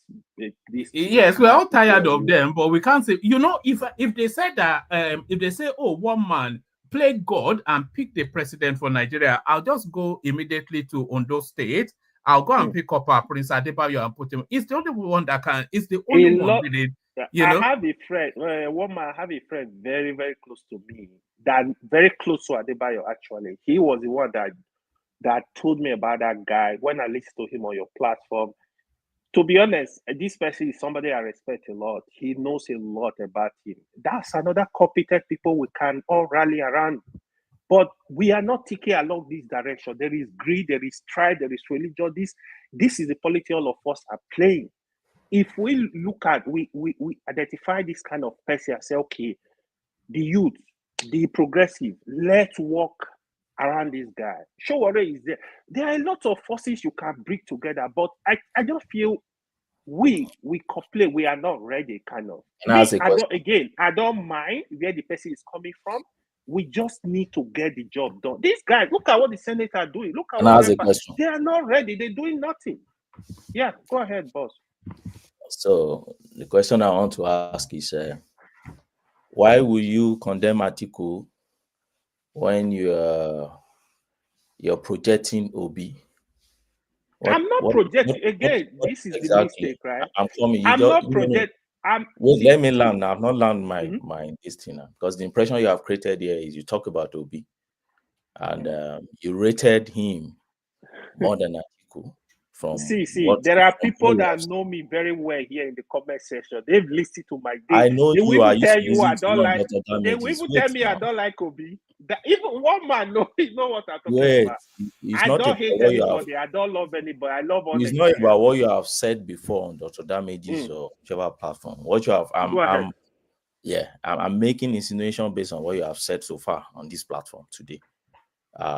You have spoken about Obi, that if Tinubu is not doing fine, if his Obi should be our man, then we should vote for Obi. The point is this, and when you're talking, you just dismiss Atiku like that. It's not somebody you like. You know what he did during Obasanjo. The question I keep asking people is it not a kind of contradiction if you don't rate Atiku yet, but you don't dismiss Obi? So if you place these two guys together, two guys. Okay, let me explain why makes Obi stands out better than Atiku. Yeah, let me explain to you. First of all, Atiku is not in this generation. Atiku is gone. Atiku is 80 years, 81, right? In 2027. What does he want? At 81, you want to rule Nigeria? So Nigeria age. So your problem is about age. Factor. Not only age. Age is a factor. At 81, I think Atiku should go and play with his grandkids. That's one. Give me other Secondly, reasons. Atiku was vice president that was so hungry of power, fighting his boss all through. Okay. Again, it's ambitious. what does he want? All right. Atiku has been contesting with Abiola since 1993. Yes. Atiku needs to go arrest. Atiku is an aspire politician. He needs to go arrest. Nigeria have repeatedly said they don't want him. In the case of Peter Obi, Peter Obi on Dr. Damage, even with the presence of a lot of Igbos, I will criticize him. He said, no, don't say anything. Listen to me. Peter Obi, I'm not saying he's a perfect human being. When we have two people, we can pick out a lesser evil. If Peter Obi, he was able to manage a state, he has been the governor, he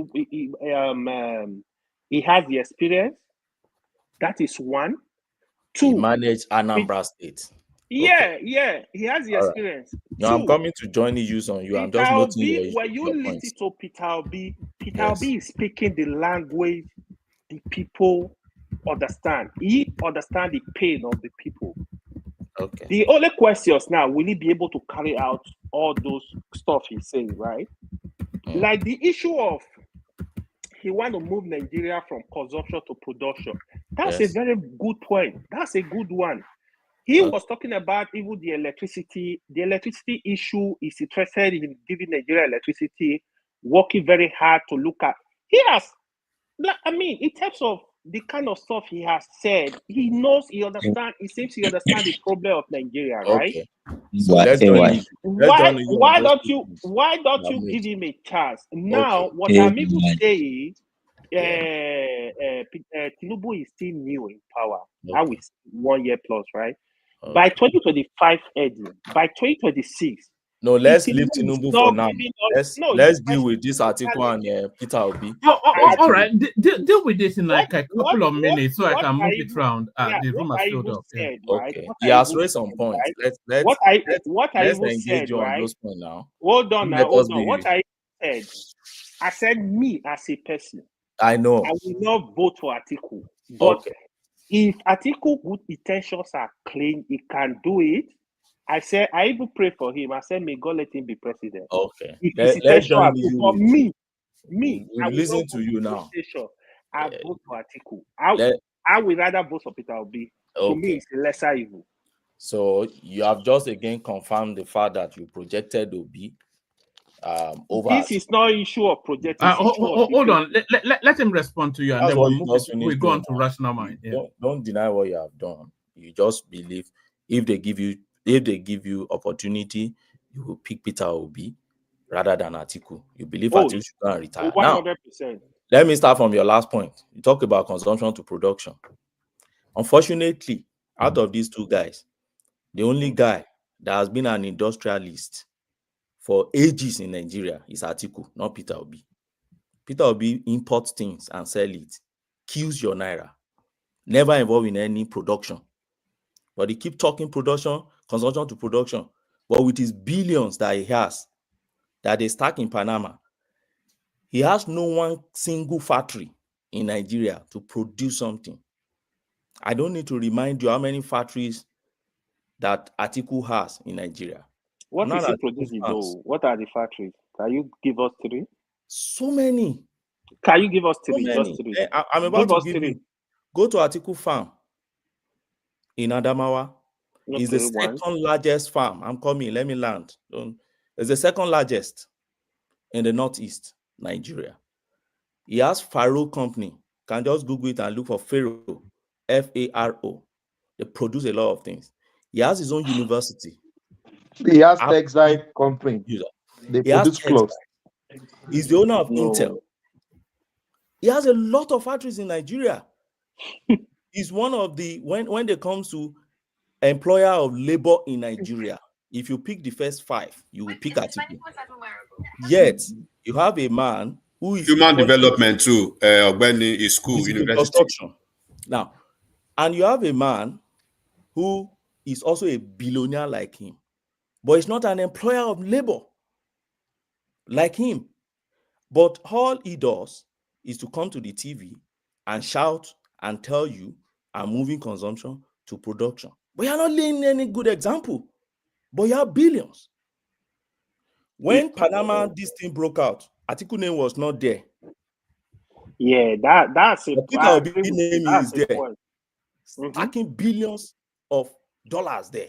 Yes, they said this is money. Yes, this is Atiku's money too. If you're saying, oh, Atiku made his money from politics, where did Obi also made his own money? He also made the money from politics too. So that is just one out of many points that you have made. So sometimes you said it, don't let us use sentiment, don't let us use that. Most times I'm so cautious when people talk about sentiment. People that use sentiment most are the ones that will tell you and warn you not to use sentiment. And that is very little thing that you have just displayed here today. Now, you talk about him governing Anambra. Govern Anambra to what degree? What exactly can you be proud of in Anambra that he did that you can point finger to? We all go to this Anambra now. Sometimes when people mention Anambra and say, it was in Anambra, say, which Anambra? This same Anambra that we go to. When his predecessor and they did more than him. Even his Everybody successors that keep governed saying, after him and successor, they did his more than successor him. keeps saying all these things you are mentioning, they are not here.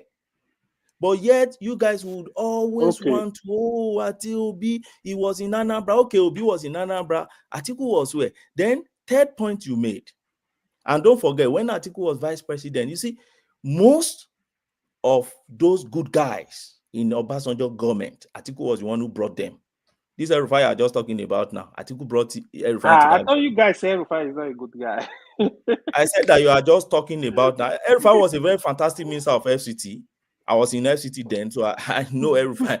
Many of those green spaces. I'm talking political weight is different from when somebody is good. So don't miss those two things. You say he was not popular now, right? Yes, now is popularity the same thing as somebody who delivered? El-Rufai delivered. Nobody can deny it. Even Obasanjo in my wash said, yes, he's arrogant, he's this, but that he performed under his government.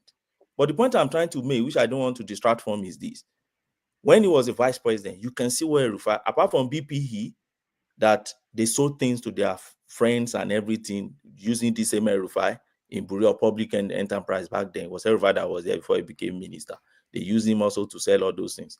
Apart from that, all those good guys in Obasanjo government those days, Dora Akuili, Okojo Uwala, Franklin Wenke, El-Rufai, Ribadu, these guys were Atiku's boys. Atiku fished them out. There is a book he wrote about how he got Okonjo Iweala to that government. He had to travel to US to go and meet Okonjo to beg her to come and join them in that government. And so sometimes when we measure all these things, I just look at, okay, you are saying Obi speak the language people understand. I'm talking of your antecedent. What's your performance, past performance? It's not about talking. We've been having presidents that have been talking. Okay, you have Tinubu, now everybody blame Tinubu. I have to run before they got there was saying this and that. I couldn't say it. So it's not about talking. It's about your antecedent. What have you done before? That's what I think. And anything outside that, I think is just sentiment. We're just playing. You see, I don't know your definition of your own sentiment, right? I know it because see. I don't fight for any Nigerian politician. I will never do that. Trust me. The person you talking to, I don't fight. I will say objectively, the way I see it. I said nice things about Tinubu. Oh, he's a Tinubu supporter. I'm happy you guys are saying. I'm Tinubu supporter. Yeah, I'm very proud to say it anyway.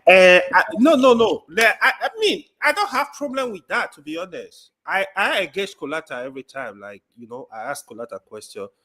Kolata is a Tinubu supporter, but he's not a blind supporter. That is a different. I'm not a blind supporter too. I've just no. given You are. facts You are today. actually. You are. If you see all what I've told you today, are they not facts? So no.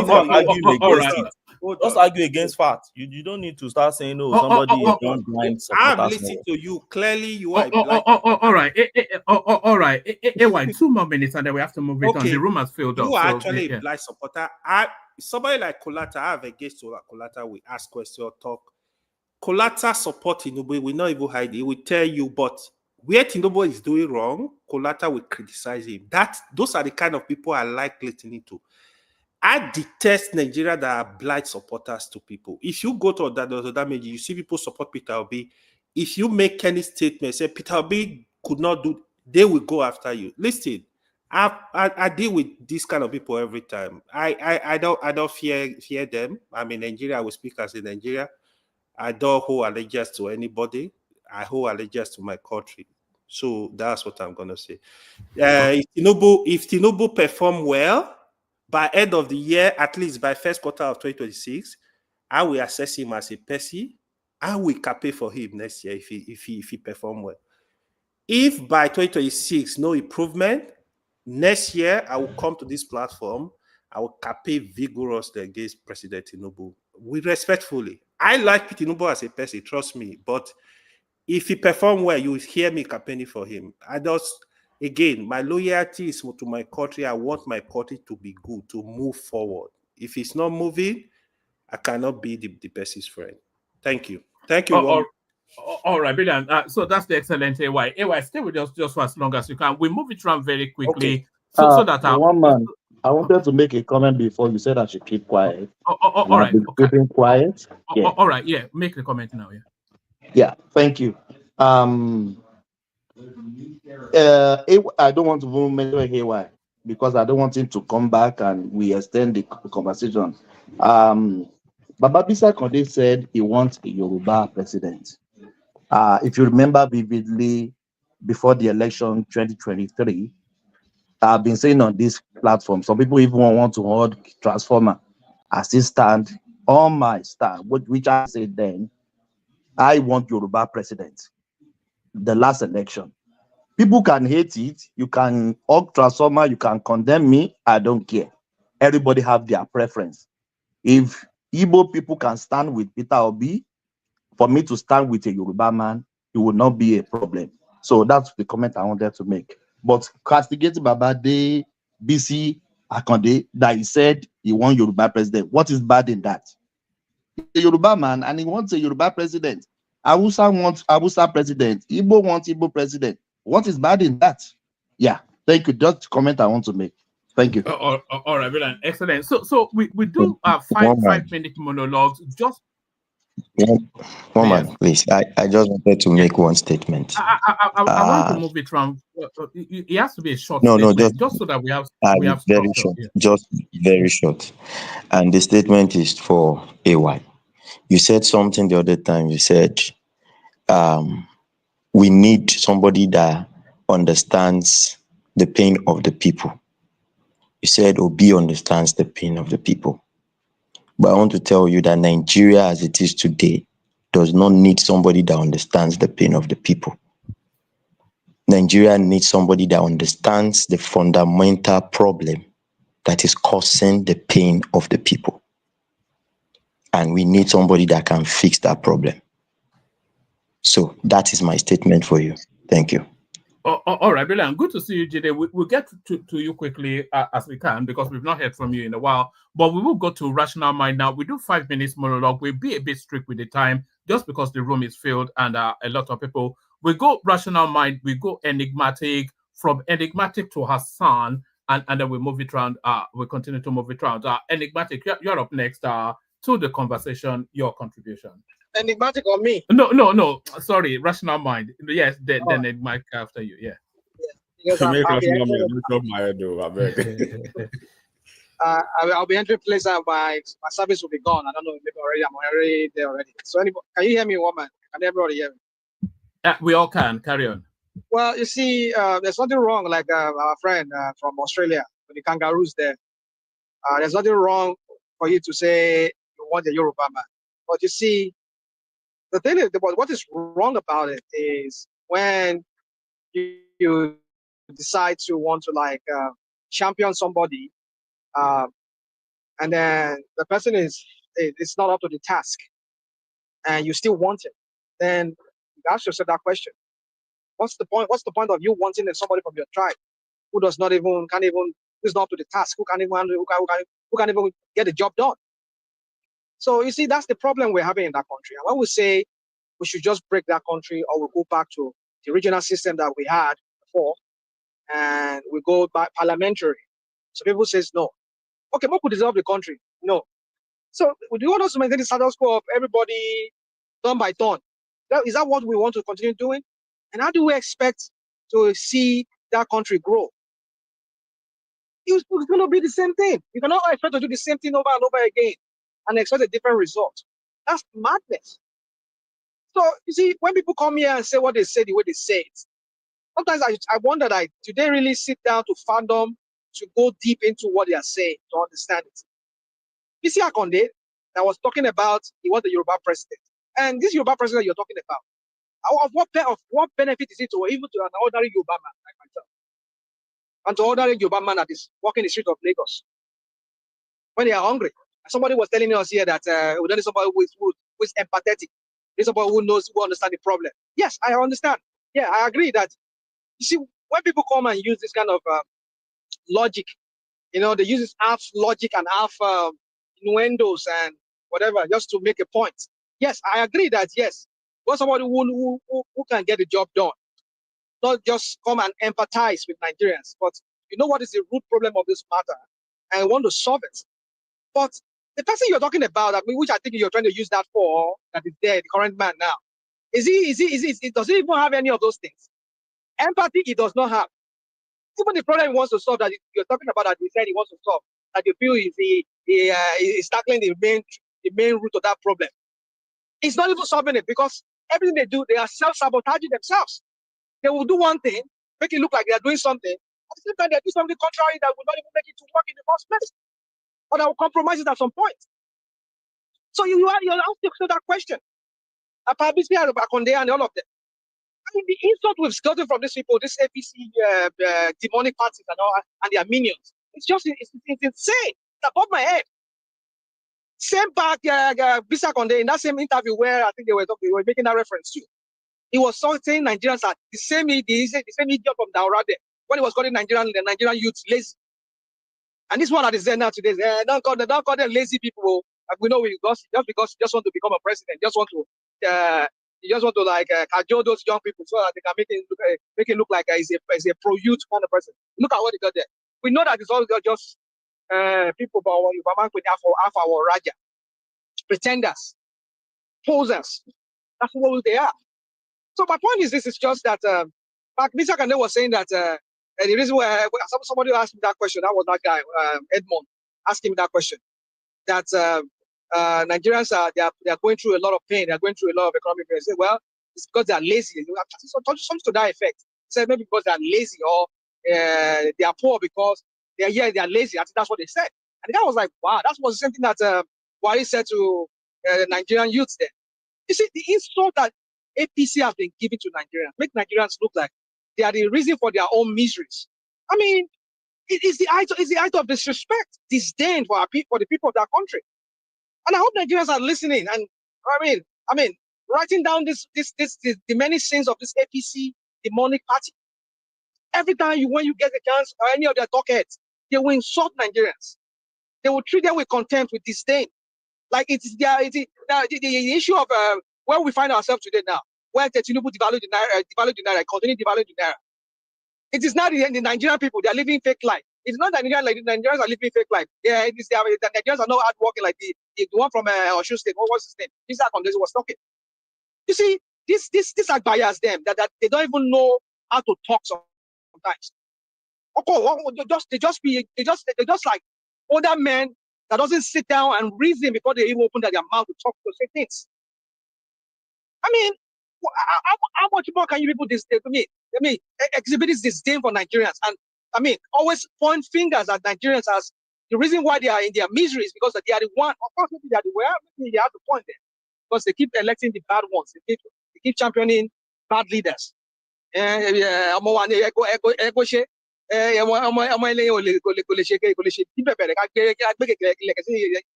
how they say it? And then they wonder why they are in that situation. I mean, why they are in this situation they find themselves today. So one man for me is, you see, so much to say because he just limited to 5 minutes. I want to say a lot of things. For me, El-Rufai, I just think El-Rufai is just, because when I saw El-Rufai, I saw Malami. And I saw this one from Ekiti State, from this is our friend, our lawyer friend. As the vultures, they are all petty now. Fagbemi. Not a lawyer. You know, that's the it's a war studies. I mean, what is it? That's his PhD. That's the one that surprised me actually. Yeah, Kiriji war. They are moles. And I think this guy understands the script that's being played. These guys are APCs. They are coming to, you see, I said this before on your platform here. I said Tinubu is a killer of the opposition party. Can you clarify what you mean by mole? The what? Can you clarify what you mean by mole? By saying they are mole? They are mole saying today. So why make you look like we want to join your party, we want to become part of, we want to give you ideas, we want to dislodge Tinubu. They are all working script, they are all acting a script out. Forget all this thing that they're working for Tinubu. Oh, okay, don't worry, we all be here. You see, Ogbeni, I read. He's a joker. He's a comedian. He's a spinner now. He will spin it. You don't know it. To be honest with you, I'm not far from rational mind in what he's saying. You can theorize to conclude that one man. El-Rufai is a mole right there. El-Rufai is a mole. One man. We were all in this country when we had 34 states controlled by PDP. Nobody was shouting one party system. This same Tinubu you are talking about, they fought to take the last state from him. So what is the complaint now? If they are playing when Obasanjo was there, PDP was virtually controlling 34 states. 2003. No, Jide, what rational mind is saying is that El-Rufai is actually working for Tinubu in that no, one man, if he's working for Tinubu, it means Tinubu is smarter than them. They should play their games right. Tinubu is not their problem. If they are playing the same card back to them, Tinubu is their problem now because he's in the position that they want to be. You know? My point is, if he's playing the same card they played in the past that made them have control of 34 states, and nobody was shouting one party system then. If he's playing it back for them, now let's assume what rational mind has said is right, then they have a problem. They are the one to fix it. You don't blame your opposition for playing the game the way he wants to play it. It is for you to defend it and play it the right way. But still, Atiku wants to be president after trying 1 million times. Hold on. You see, this is what we do. We like to do this half truth, half lies that we always like to do. Or half falsehood. What is half truth? It is politics. What is half truth? I'll tell you why it's half truth, half falsehood. Gentleman. Yes, it is true that. You say what? You don't need to insult him to make a point. Just be a gentleman. Come on, dude. Let's not do this today. I'm not here for this. I said okay, and I corrected myself. I said falsehood. I said falsehood. Mind your word now. Don't say people are telling you. Ogbeni, don't come here and tell me what to say. I will say what I want to say. And I corrected I'll myself. tell you what to say. Let me you are in the guardian of intellectuals. Would you allow me to talk? Don't say people are telling lies. Would you allow me to talk? Will not change anything. Don't say it's people because I'm driving. If I'm shouting, I'm driving. I'm not shouting because he doesn't still say. Would you not allow me to talk? I will allow you to talk. But don't say people are telling lies. Just take correction. Dude. Would you listen? I said lies. And I said later, I said falsehood. I tried to correct myself. Continue. Falsehood and lies. No be the same thing. I beg, don't do this tonight. I'm not here for that tonight, please. Just so my point is this: is that you people come here, you do this your half truth and half falsehood. You people, you will spin narrative. You just play victim of everything. You people, every time. You people. You started again this night now. Let me talk, please. Let me talk. So my point is that it is true. It is true that PDP controls so many states at some point. I mean, Tinubu was probably the last man standing among the action. I mean, the action group, but the last man standing among the AD group then, Alliance for Democracy then, was the last guy standing. It's true. That's the truth. But that you say PDP were doing what Tinubu is doing today, it's a lie. It's false. It's false. It's not true. No. Rational mind. Wait. Rational mind. Wait. No. Don't ask him any questions. Just let him go. Look, if you look at the screen, hold on, rational mind. Just so Jide knows I'm not pushing him back. But if you look at the screen, it's so full. And people don't like to be held for too long. So that's why I always sometimes hurry it along. So let rational mind flow. Unless the interjection is really pertinent to what they're saying, let him flow. We go to enigmatic, we go to Hassan, and then so that we get to people quicker. Rational mind. Right. So it's like I said, it's falsehood. The PDP never planted the kind of crappy gutter agbero kind of politics. What I call their kind of politics that Tinubu plays. PDP did not play that. Yeah. When did this man leave Nigeria? If you tell me that PDP rig election, then let me talk. If you say PDP rig election, yes, they can rig election. Did they try to rig him out of Lagos? Possibly, they're very likely they did that. But that they will go and plant oppositions within a party so that they can call kata. It is Tinubu's template. That's what he did in Lagos. That was why he was able to hold sway in Lagos for that's many years. Intelligence now, rational. You It's not intelligence. It's not intelligence. We know what that breeds. We know what that breeds. You see, that's what I'm saying, enigmatic. When we don't sit down to reason things very well, things have implications. It's opposition politics or more politics in play. We can say that, but it has a far-reaching ramification. But you can't tell your enemy how to attack you now. You can't define in a fight. You can't define how your enemy say, don't hit me on the head, hit me the bottom. You see, that's the thing. When somebody's in power, you don't use your power. That's an abuse of office. No. Rational mind. No, JJ, just let this guy speak, please. Now, don't. Just let him land. I know they want to say something. Let him say. Quickly say what you want to say, so I can pick up. I don't. You know, the one thing I don't want is people dropping from the screen before they get to speak. Okay. Yeah. Okay, Woma, let me just ask the question. Woma, we did here. No worry. Just yes. You know who I'm really trying to get to. I'm trying to get to Hassan because we don't get enough of Hassan. So go on. Okay, let Hassan go before me then. Since all right. Talking from Nigeria, let me ask the question, Woma, please. So, rational mind, you said Tinubu plays dirty rubbish politics. Fine. Which one is more criminal? What Obasanjo did with Maurice Iwu and the military enforcing people as in rigging votes with force and guns, and what Tinubu is doing? Tinubu is playing the chess. Let's assume what you said is right. In the art of war, there is a room for spies in wars. So you cannot dictate the strategy your enemy will use against you. So judge that. Tell me who is better, Tinubu or Obasanjo?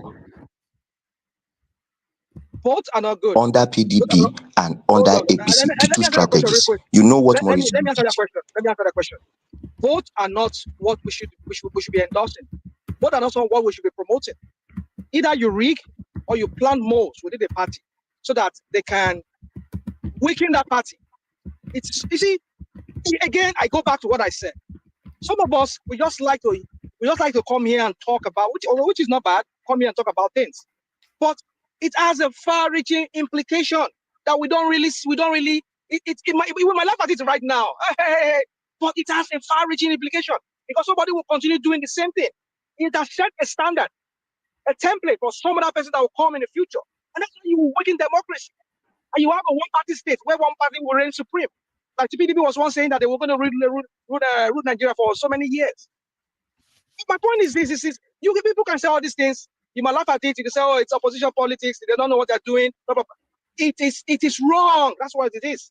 It is wrong. Mind. But I will leave it at that because everybody wants to talk. You are building this argument on a conspiracy theory. Who is the mole there? But then we know what he did in Lagos. I've said it here. One man, did I not say it before? This guy won when this guy won the ticket for leave Lagos. You are talking about these Fagbemi guys and others. How do you see we got to where? Yeah, that's where we got. I'm saying that. Are you saying El-Rufai is not really embittered about the present government? So it's a mole. Wike that is working for Tinubu is a mole. These people In going there now, PDP. now saying that, hold on. You see, you people don't, some of you just act like this emergency You kind of. jump from El-Rufai to Fagbemi to Wike. Just stay on the lane now. No, don't tell me what to say. Don't tell me what to say. It's up to you to make do with what I say. I will say whatever I want to say. Don't tell me, don't curate or don't tell me what to say. Rational I'm making a point. let me ask you a question real quick. If you don't want to have a civil engagement, then you can keep No, talking. it's because of time, or when it's because of time. But let me ask you this question, Rational Mind, since you are making that argument now. Is it Tinubu's fault that opposition are getting themselves played? Is it his fault? Well, you see, again, I go back to what I already said. We might laugh at it. Oh, is it Tinubu's fault? Maybe you might say it's not Tinubu's fault. But do you know what it means? Do you know how the implication of that? It means politics. It means politics. It's not politics. All right. We're getting lost in the funk. So, one more minute and then we're going. In conclusion, my friends, it's easy for us to say all these things and laugh and all of that. Tinubu, he's a man. He knows what he's going to play politics. Oh my goodness, we will never get out of the woods. We'll continue to remain in this quagmire, in this backwardness. We will never move on. We'll always, our people will continue. I mean, some of us here on the screen, a lot of us are outside, right? That's why a lot of us can come here and talk shit. I mean, excuse my French, and talk to say, oh, it's politics. They don't have. Our people back home are reaping the consequences of all of these things. Because when you have a political party that wears the kind of power, absolute power like Tinubu does, I've said it before, even before he became president. I said, this guy's an opposition killer. Take a template from Lagos, what he did in Lagos. And that's what he's going to do. And one of the main things I said, a lot of them, at least more than 50% of what I said, they're all coming to pass.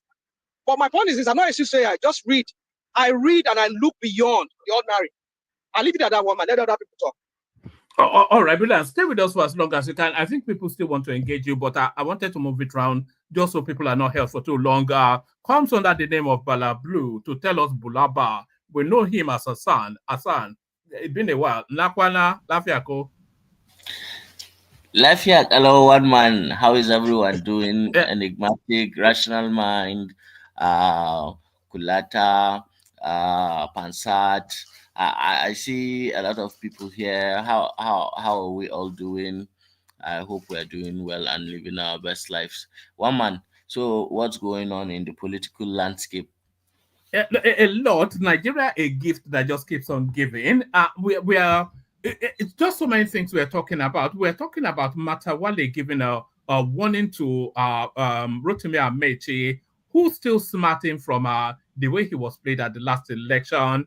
We're talking about the IGP, Egbetokunis, who has passed the age of retirement but is still held in abeyance by some new law that they've just hurriedly passed through. But the conversation seems to be wrapping around El-Rufai and his outing yesterday. He came out with Atiku Abubakar, Fagbemi, Rotimi Amaechi, and they had this grand conference issuing all manners of threats to the government. So how potent is El-Rufai and how seriously should people take him? That's essentially where the conversation wraps around. Well, as regards to El-Rufai, and there is a political realignment that is going on right now, and this falls under the usual thing to expect in these cycles in Nigeria. Before any general election, people start scheming and vying for positions against the next election cycle. And this is only natural. I do not think that as things stand now, that is how they are going to end. There will be more, falling out and falling in, and alignments and realignments before we get to 2027.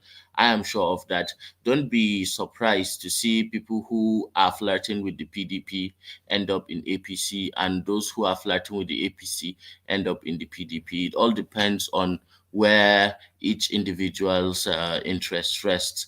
And I just want to dispel this notion, especially that of rational mind, that somehow there is some level of having benevolent politicians in Nigeria. I don't think any of our politicians are benevolent, and I don't think one is more evil or good over the other. At the end of the day, only one rule applies in the theater of power, and all of the politicians actually apply it to the degree of their level of influence, and each one of them will not hesitate to take actions that will be, detrimental to the other's political situation. So I only see these things happening as natural. What I do not like is, this binary thinking that you are either there is a force for good or there is a force for evil. The best way for us to look at our politicians and how they, position themselves is looking at it from what is their particular political interest. So being more neutral gives you actually the lens to look through what is on the surface and really understand that it is not even about the common man when these people vie for positions. It is an elite game played by the elites, as they try to monopolize more power, more access to economic resources, and then trying to ensure some level of longevity for all their political dynasties. Each of these people have some form of idea of a legacy that they want to leave over Nigeria. And believe you me, these legacies or whatever it is that their dreams are usually aligned towards how they can secure their name in the annals of history, and how they want to become great men who will be talked about in years to come. It's not so much about actually moving Nigeria forward or trying to help the common man.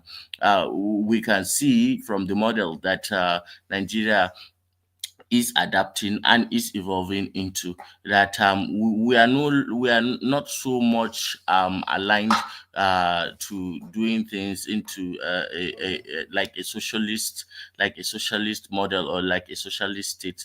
We are actually accelerating and speeding towards this cutthroat American capitalism, which does not suit us. Even the haphazard way that we implement democracy in Nigeria is not yet there. So, looking at our current realities and the rules of the game, I do not think it is fair to look at Tinubu as somebody who is fundamentally evil or good. He is just a power player, and he is playing his game based on the cards that he has been dealt.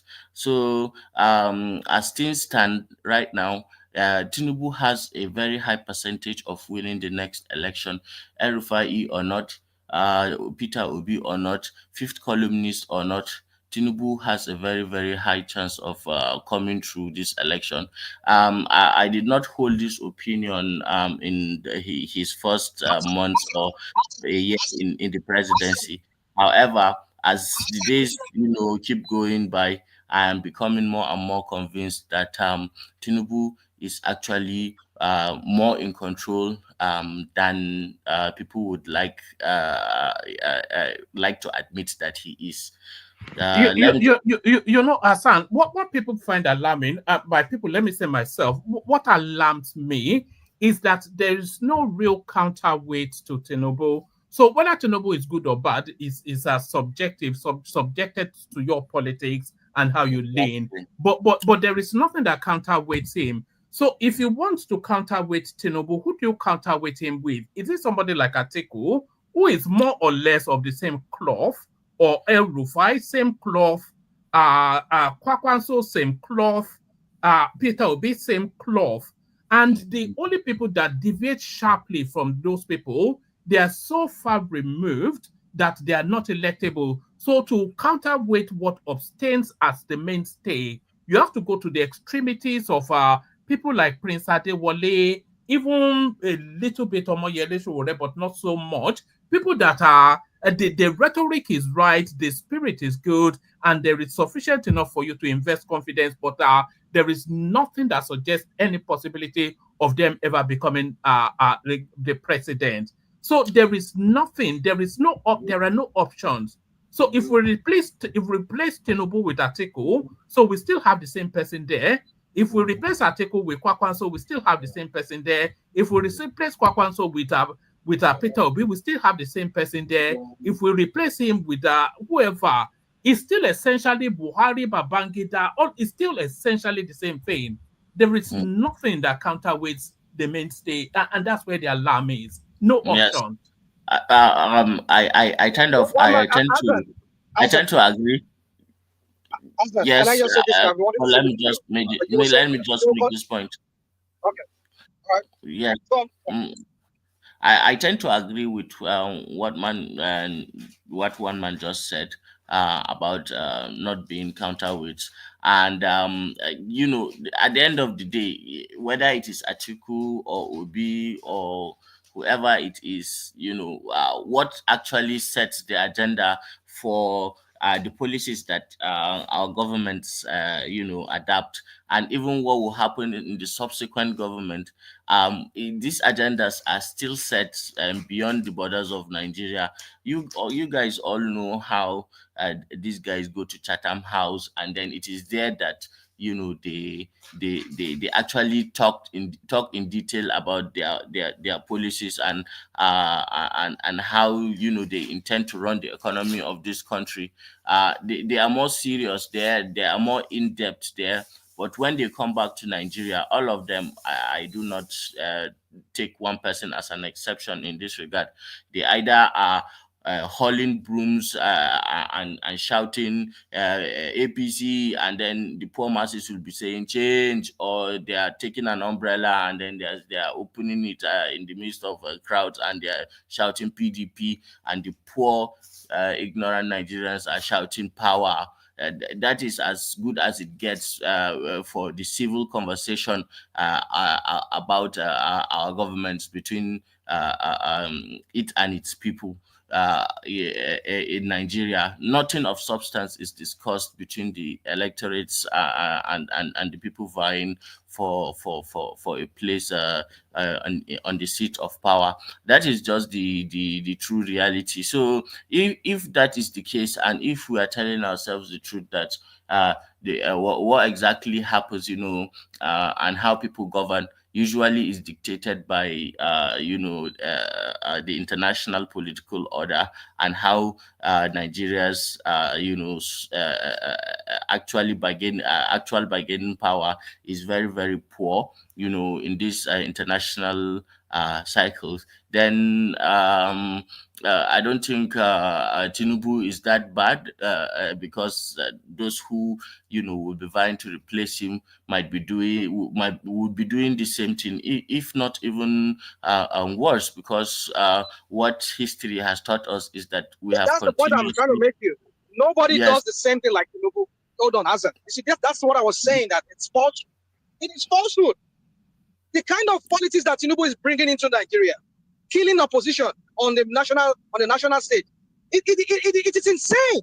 You people don't understand how far-reaching this is going. You are now having men and women who lacks principles, men and women who will betray anything, what they should be holding dear, their own political party.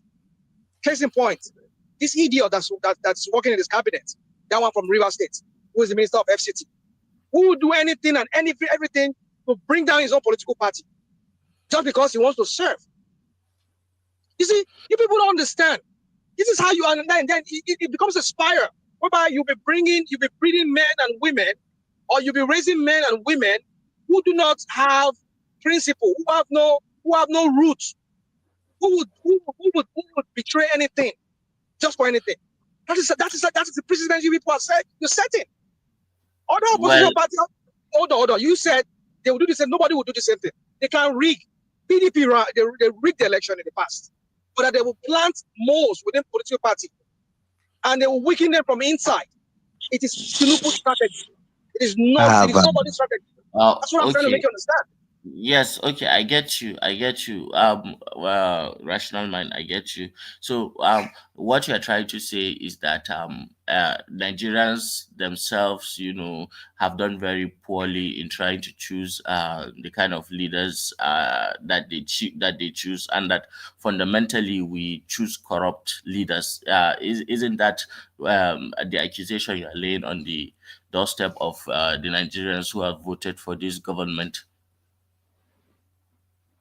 Well, Nigerians are complicit too. I mean, I get it, but you see, Okay, I agree. I just want to. I just want you to. I just want to understand something also, that as much as idealistically you can perfectly make that argument, but the evidence and history of Nigeria's political experiment and say something in the contrary.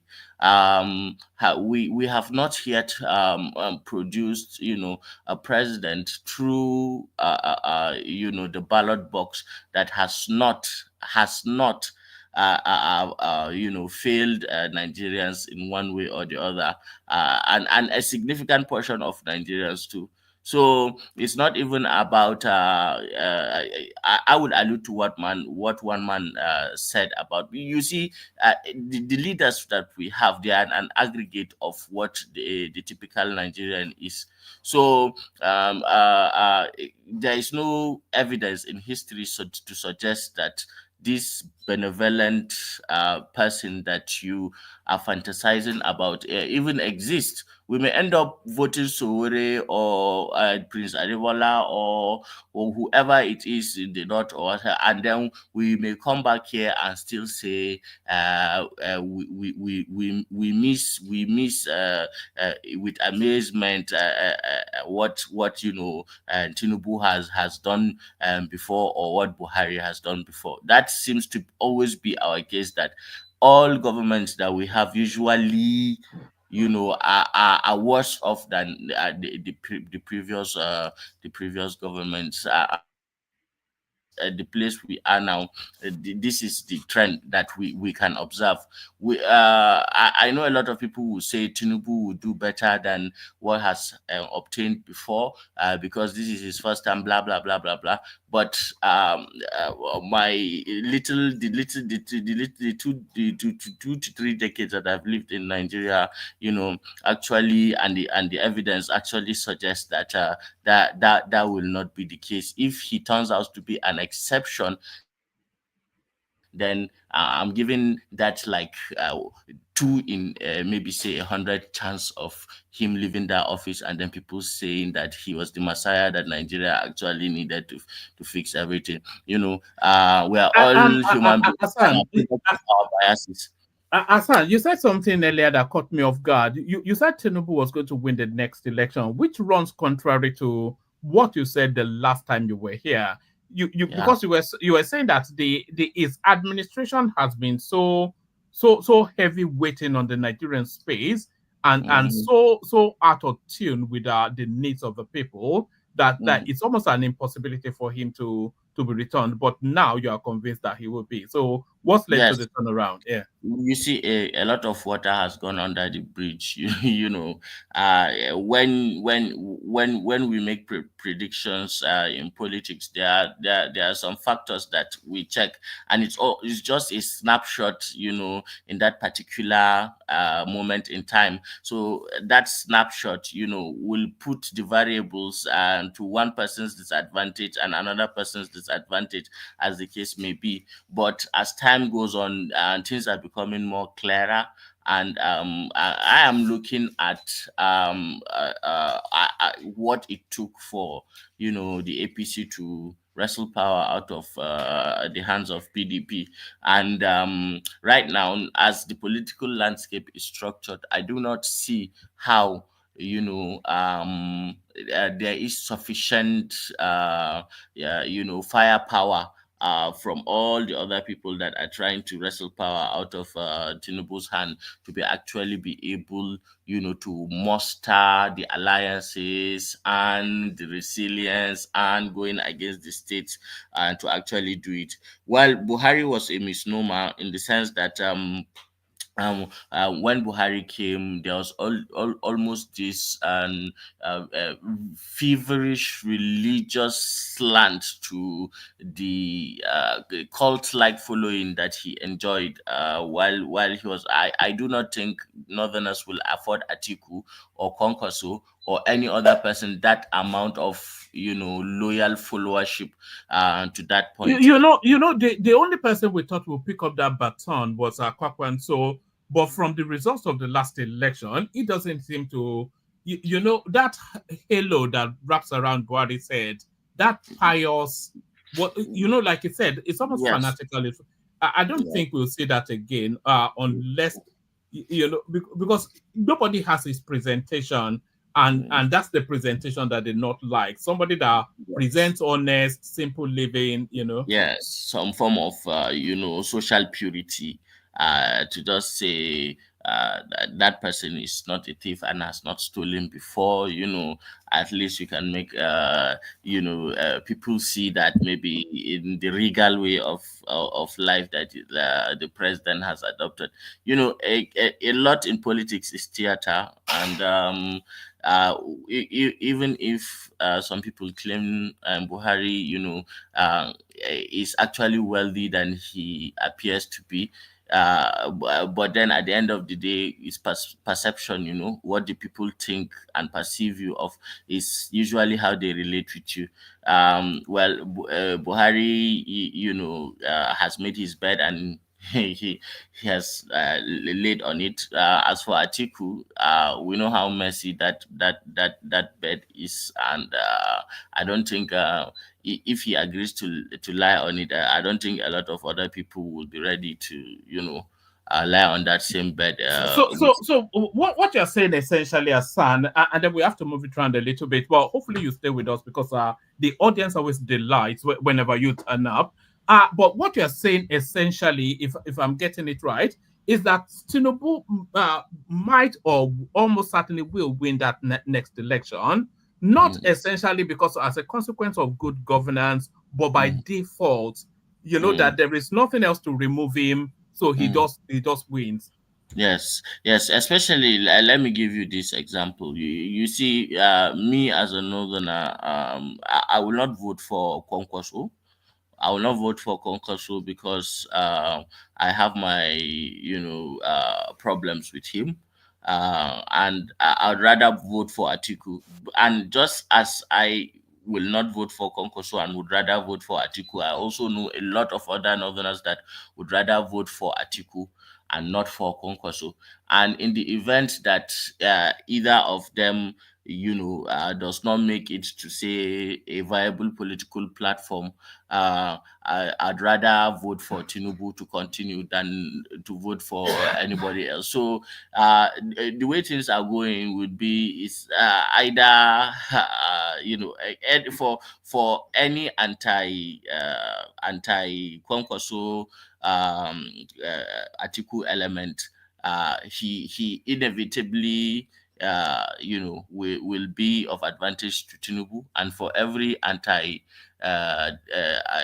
Kwankwaso Atiku supporter will also be a very good addition to Tinubu. So the way the chessboard is set, actually is only pointing out to a very high percentage of a Tinubu checkmate. As far as the Nigerian political landscape is concerned, and this is not an endorsement of Tinubu's means and ways and how he is running the country with all the inherent, ethnocentric and incompetent and all those daylight thievery that we see. But yeah, it is what it is. Let me just Azan, your fans are not happy. They said you are pandering, that you are not speaking your mind. Do you have a gun to your head there? Is anybody put a gun? No, yes, you usually hit. You I don't usually hit consider like that. myself having fans. I know someday I will say, because my reference point is actually reality, and I'm not so much like rooted in my own biases. Sometimes I come off and I talk about things that align with other people, and then they are happy. And sometimes when I say things to the contrary, they are also happy. But I just want everybody to just put it at the back of their mind that I do not make these statements because Out of duress, right? out of no, not even out of duress. I'm not Okay. making it out of I'm not making it out of say my own biases. I of course I do not want Tinubu to win in 2027, but I'm also a realist. I have to speak to the reality instead of falling into my fantasies and my own hubris and personal delusions. Let me just leave it at that. Oh, all right, brilliant, excellent. So that's the majestic Hassan, of course. I'm not quite sure that anybody weaves language quite as elegantly as Hassan. Just a real delight to listen to. Stay with us, Hassan, just for as long as you can. Somebody that weaves language with equal elegance, enigmatic. Hondi, enigmatic. You're up next. Thank you. One man. First of all, let me just acknowledge the few elegant women we have in our midst. That I think some of them they do come to the platform to submit their opinion. It's quite very daring for them, and it's quite very impressive that we have women who can come to the platform, and come to the murky waters of this Gbagbo sometimes to trade words with cool, good analytical points. Kudos to them. I will continue to encourage them to come over. And those people who have never made any type of appearances or any type of appearance on the platform to speak, they shouldn't be scared. They should come and speak. We are talking about Nigerian politics, and it's all fun. It's all politics. So let me just say this. Azan, assalamu alaikum. It's been a while. And then some of us are just returning back from there to the platform to after a long time. Wa alaikum assalam, brother. So let me just say I will continue to reiterate this one, man. The major problem that the people who are trying to take power from an incumbent president, particularly when we are talking of incumbent presidents, right? Tinubu is a different type of incumbent president. People should understand that. A guy who fought his way to power, regardless of the major opposition from the well-coordinated attack, including his own political party at the highest level of the political apparatchiks of APC, including at the presidential, in the presidency right there, cabals and everything. From an outsider, he won the presidency, and then now he's sitting comfortably and is getting more comfortable by the day. And we are still almost a year down the road to the next national election, presidential election, right? We are almost getting to, like I said yesterday, by Q2, this which will be June maximum. If this feckless and this unstrategic, strategic and all this unserious so to say, opposition or alliance maneuvers now, if they've not been able to appoint one of them as the presumptive candidate, they should forget about it. They've already is done. Right? Let's just pretend they are being serious. By Q2 2025, if they've not had a presumptive candidate to say this is who is going to be the presidential candidate, this is going to be who is going to be the VP, they should forget about it. And why do I say this? APC, regardless of the politics that brought them to power, we are not in a convent. This is politics, raw. We saw what happened in America over here. Hate Donald Trump as much as you want. I do not like him. right? But he played politics. He came with the street game. He showed them that I'm a New Yorker, right? He came with the street credibility, street game, and the thuggish stuff to defeat all these guys who want to be suave and finesse. He's back in government. He's back in power. He's in politics for politics. Are these people in politics for politics or for just lamentation? Like I said yesterday, a PDP who should be the leader of the opposition. Was it not 2 days ago that they were chasing themselves up and down, fighting? We saw them. Atiku is there, Bala Mohammed is there, Wike is one leg in, one leg out. Makinde is in the southwest, one leg in, one leg out. We still have the 5G governors. The entire southwest of PDP, they are not aligning with the mainstream PDP because they are feeling that if they are having any alliance at all, if the alliance is not speaking about prodding up a southern candidate, there is a dead on arrival. And then when you are talking of opposition and alliance and collaboration, and you have Atiku in the mix, what does that tell you? Atiku is in the mix for himself. He would rather throw the opposition under the bus and make everything go, destabilize everything than him not getting the ticket. And Obi, like I said, who should be the face of the opposition from his from the south as well, is currently partyless. So if he says he wants to go to PDP, how does he navigate himself to PDP? If he says, okay, let me go back home and consolidate through Abga, how does he do that? Because he burnt the bridge before he left Abga. He came to PDP. He couldn't withstand the primaries. He burned the bridge. He ran away. He came to Labour Party. The bridge, he has collapsed bridges, and then he has burnt everything down. Now, does he go to SDP, where El-Rufai is making inroads?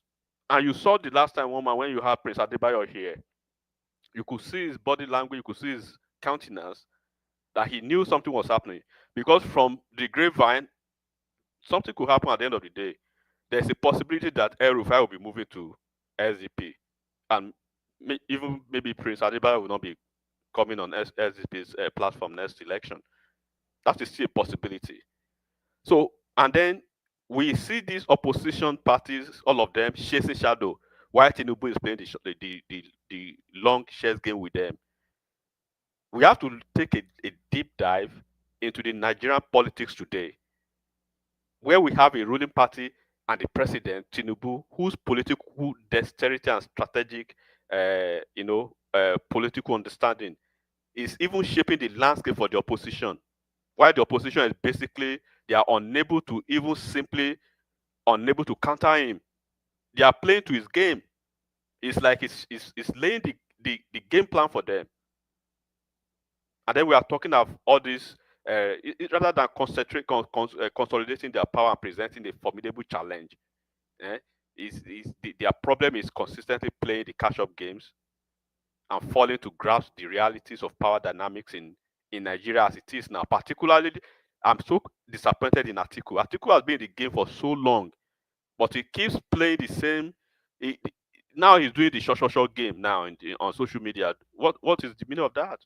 And you are dealing with a master strategist in a league of his own. Tinubu is a master strategist in a league of his own. I don't care what people think about that guy. If you could go through what he went through that 2023 election, and is sitting right there now, is the grandmaster in the political chess game. So if you infiltrate my household and you are able to secure the trust of my nuclear family, right? And at the end of the day, they turn on me. That makes me an irresponsible father to my wife, to my kids, for believing, for believing a stranger to destroy my family under my leadership, under my roof. So I'm not going to blame whoever is doing that, who is a stranger or who is a neighbor who is doing that. I'll blame myself. So do not blame Tinubu for playing the politics as it should be played. Nobody should blame Donald Trump for planting Tulsi Gabbard in Democrats. And now Tulsi Gabbard is back to him now. And a couple of people that he planted during the last election. That is game plan of politicking. That means you are taking the politics to them. You cannot dictate the game of politics to people who really want to play politics. Tinubu is not just a politician. He's a politician that knows, that has the ability to even to infiltrate and divide, even neutralize opposition forces in an unprecedented manner before you even see it coming. He plays the long game of politics. We saw it in Lagos State. He's been able to build an enduring political dynasty in Lagos that has held sway that has held sway for over 2 decades. 2 decades. So OBJ came with his manpower. He couldn't take Lagos with the number 2 PDP man then, Bodijo. They couldn't take Lagos. As we speak, Lagos is still under the leadership of Asiwaju. So now at the national level, we are witnessing the same precision. So Tinubu understands the political power that is not about winning elections. That is, it's not about winning elections. It's about controlling the narrative and setting the agenda and making your opponents, fight battles that have already been decided in your favor. That is what Tinubu is doing now. He has mastered the art of coalition building. But we should understand that, more importantly, he knows how to even deconstruct these coalitions within even the opposition itself. He infiltrates, he sows discord, he ensures that opposition alliances crumble before they even, start to take shape.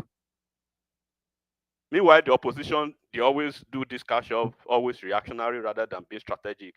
Instead of crafting their own long-term blueprint, they respond, to Tinubu's every move like a football team without a game plan, constantly chasing the ball, but never dictating the flow of the game. How could Obi lose the leadership of Labour Party? Imagine, who can tell me that? How could he do that? Atiku destroyed PDP.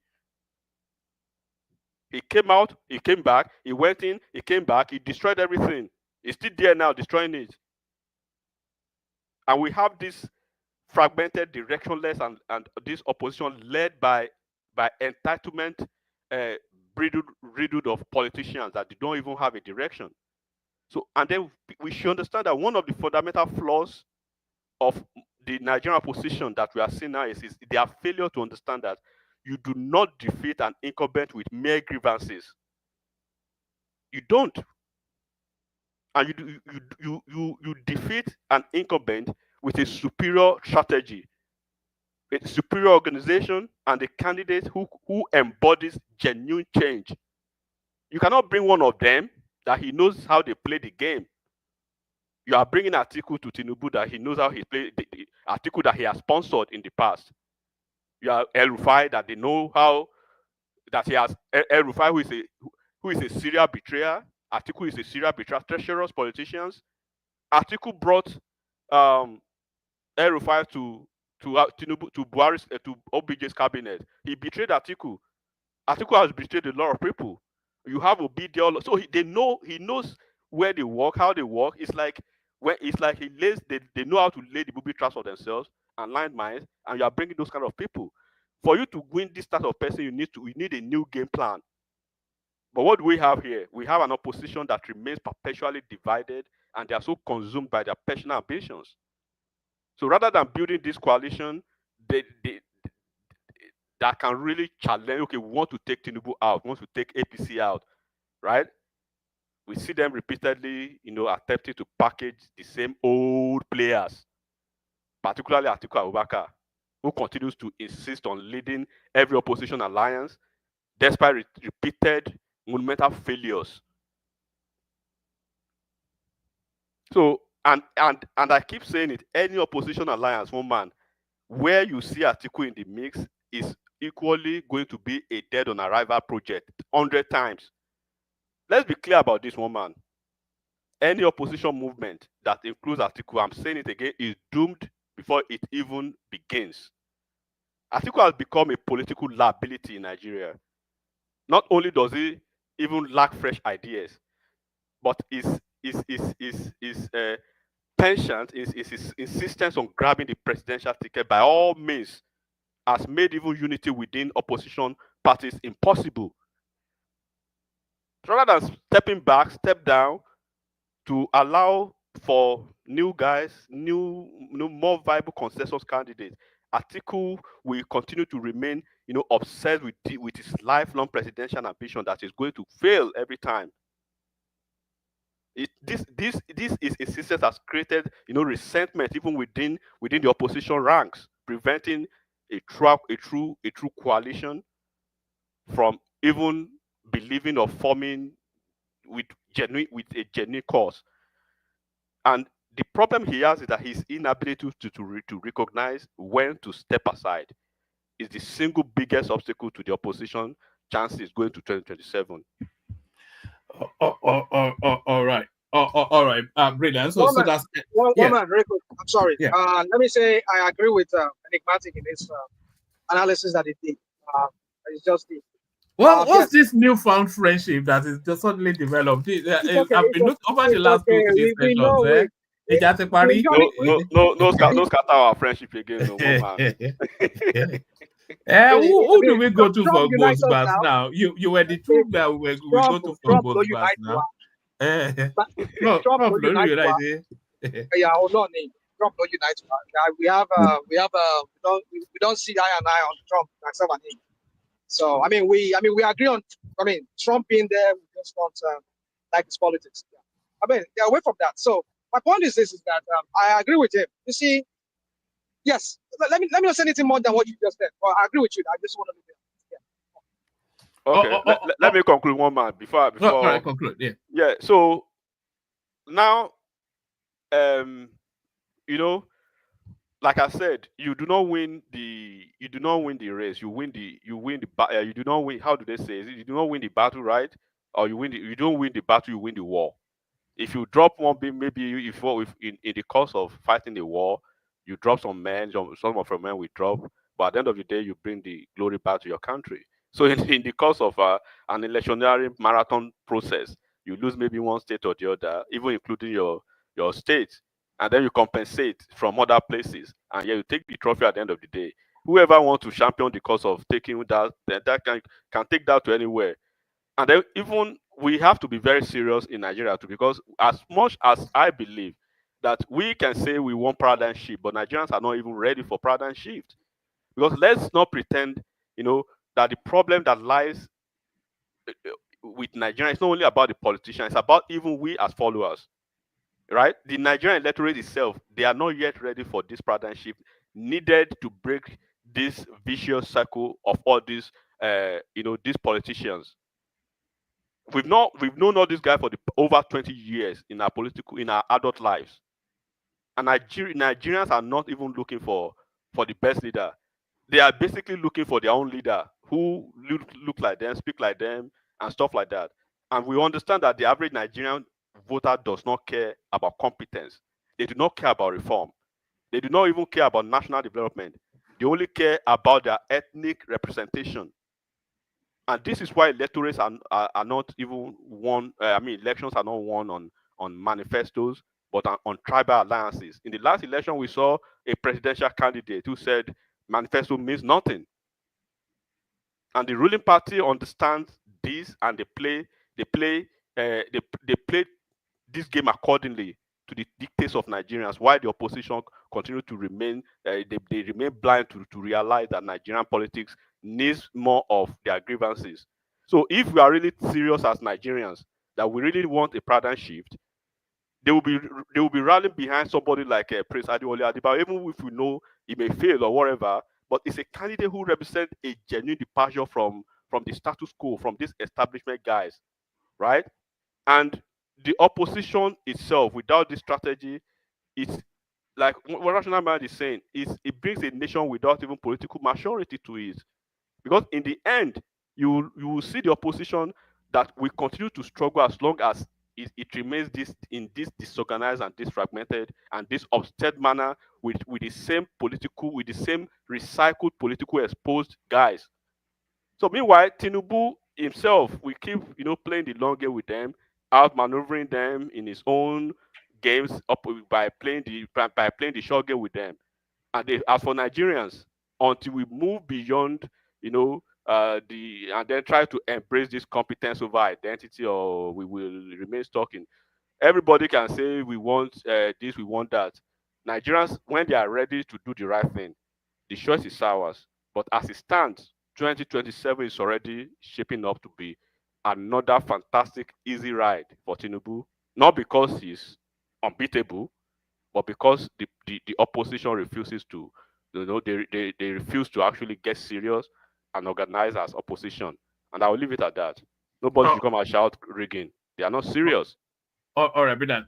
Thank you. So we go this way. We go to Ogbeni next. From Ogbeni, we go to Pansat to Patoski. Ogbeni, you're up next.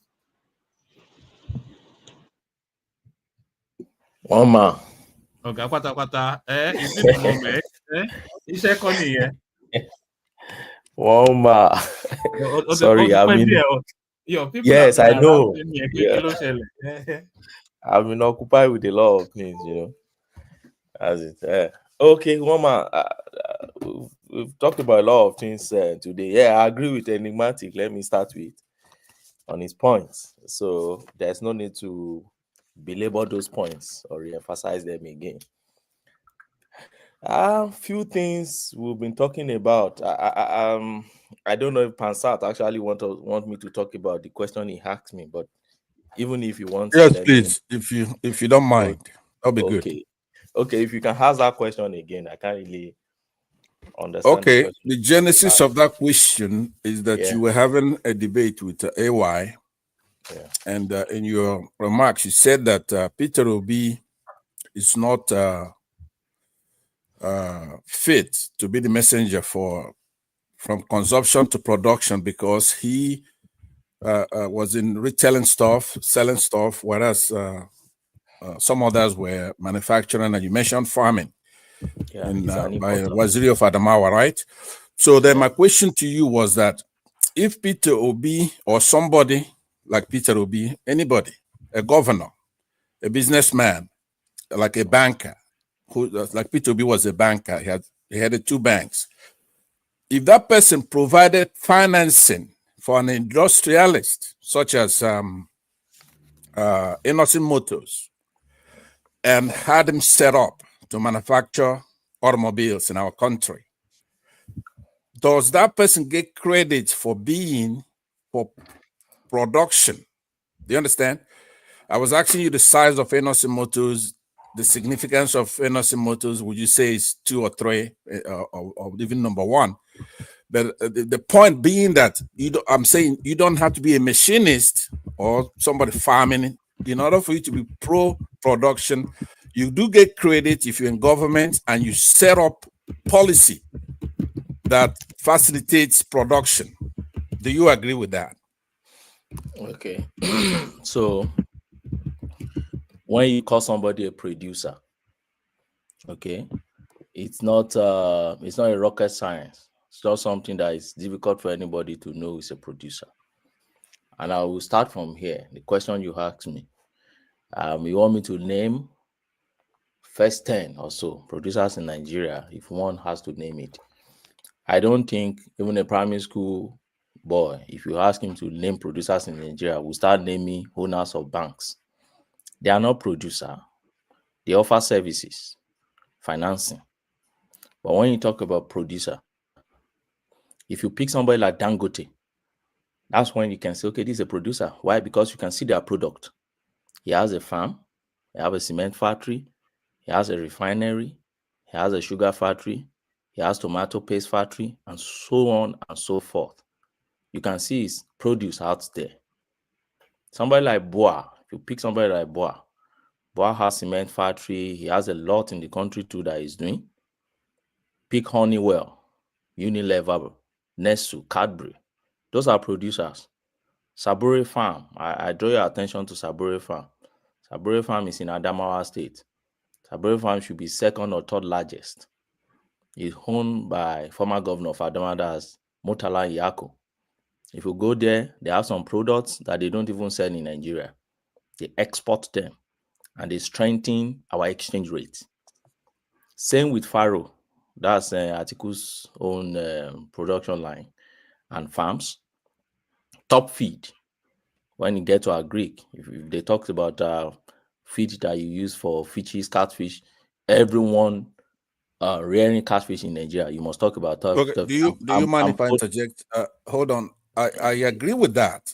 I think you're veering away from my question. My question is this: I'll land. Let me land. If a banker, let's say you have an industrial bank, right, or chairman of a bank picks out people who are entrepreneurs, people who are industrialists, and then facilitate, if they finance that production, just like a governor might not be what do you call it, an entrepreneur, somebody who's already built anything, but the governor brings out a policy that's pro-production. Isn't that what we want in government? Not actually the things you're talking about. I'm talking about if somebody comes in and says, look, I'm going to go from consumption to production, and then we look at his background, and he set up the biggest auto manufacturing company in Africa, right? Hold on, so you could get it, right? Because I agree with what you're saying. The examples, would you? I don't know. I'll use some of my time. I'm next after you. So what I'm saying to you is that don't have a misapprehension, don't have misjudgment, don't have a miscalculation of my question.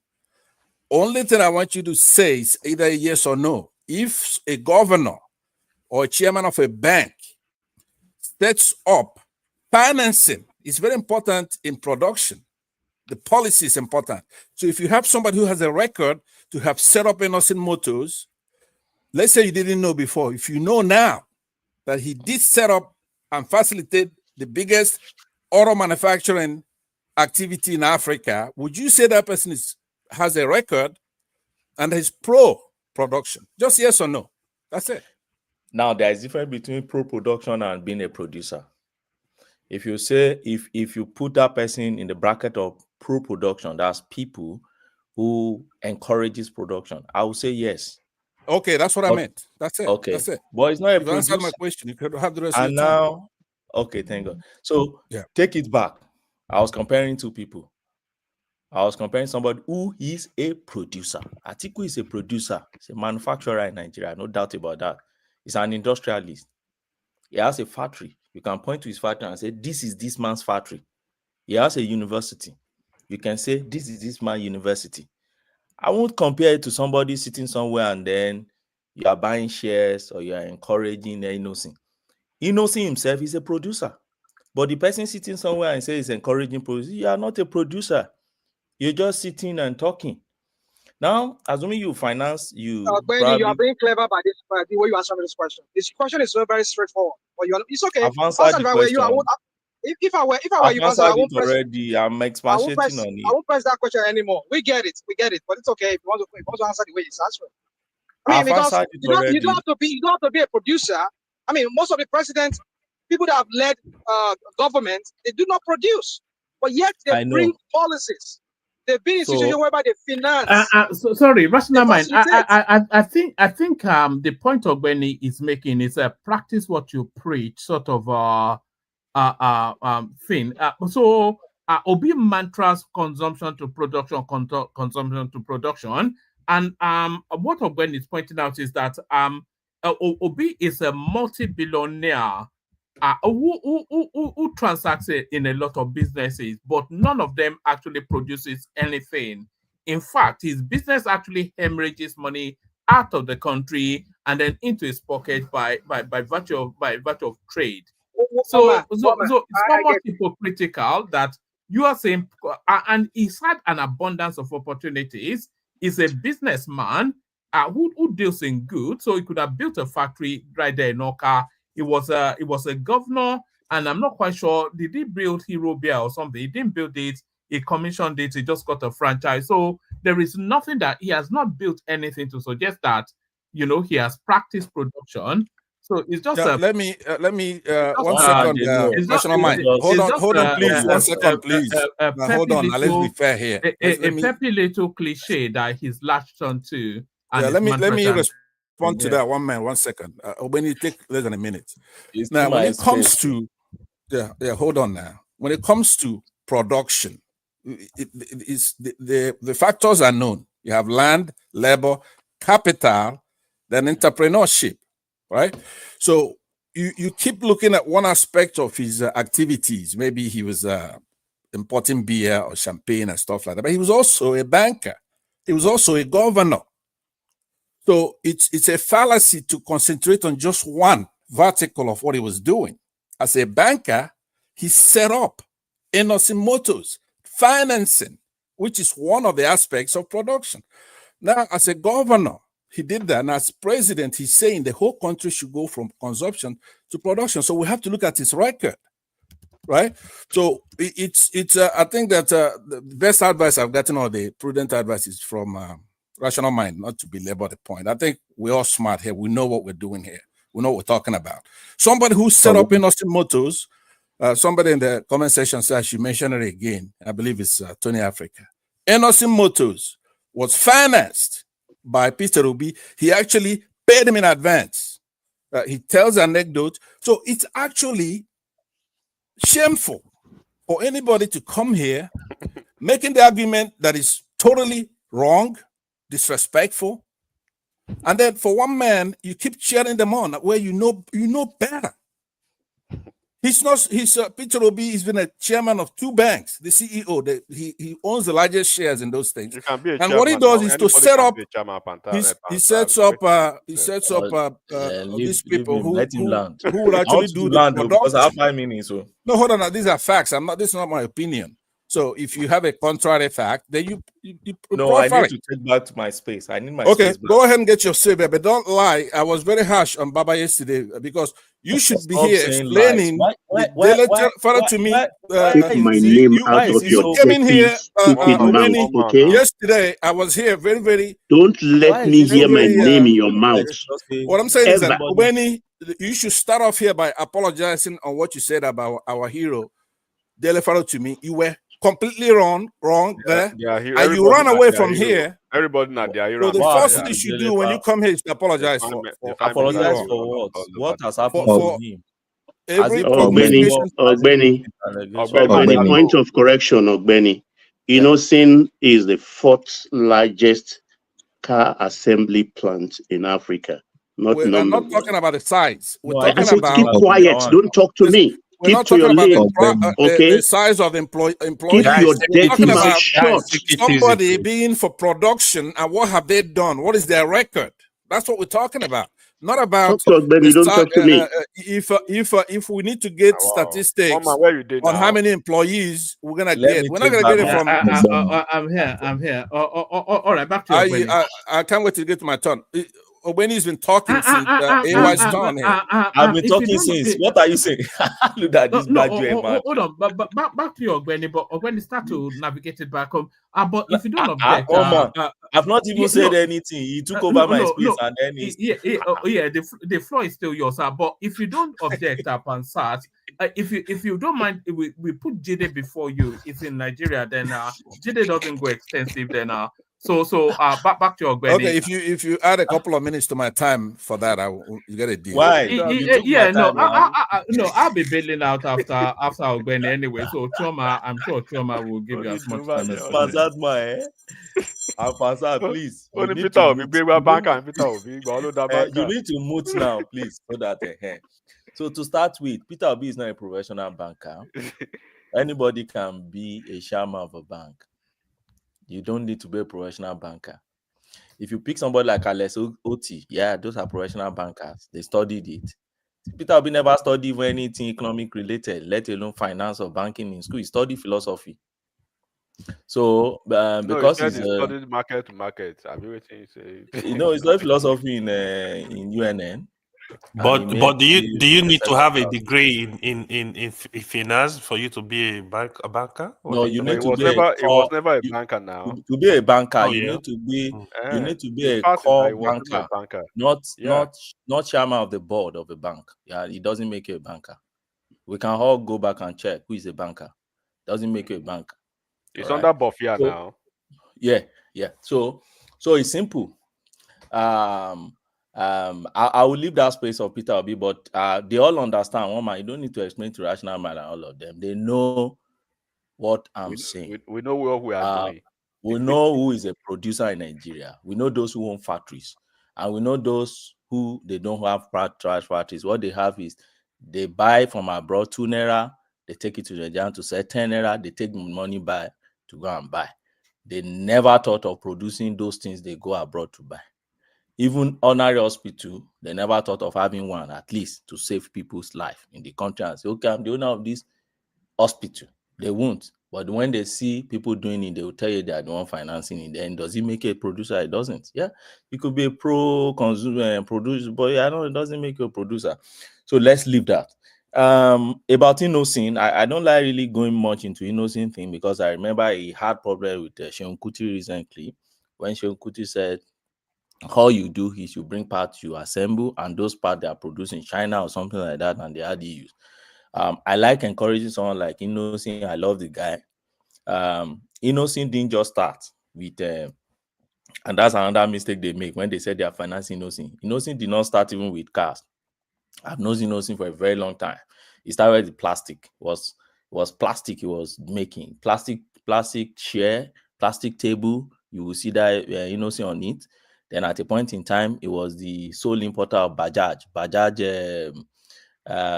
machine, that's motorcycle into Nigeria. Then from there, move, and now he's going to electric cars. Fine.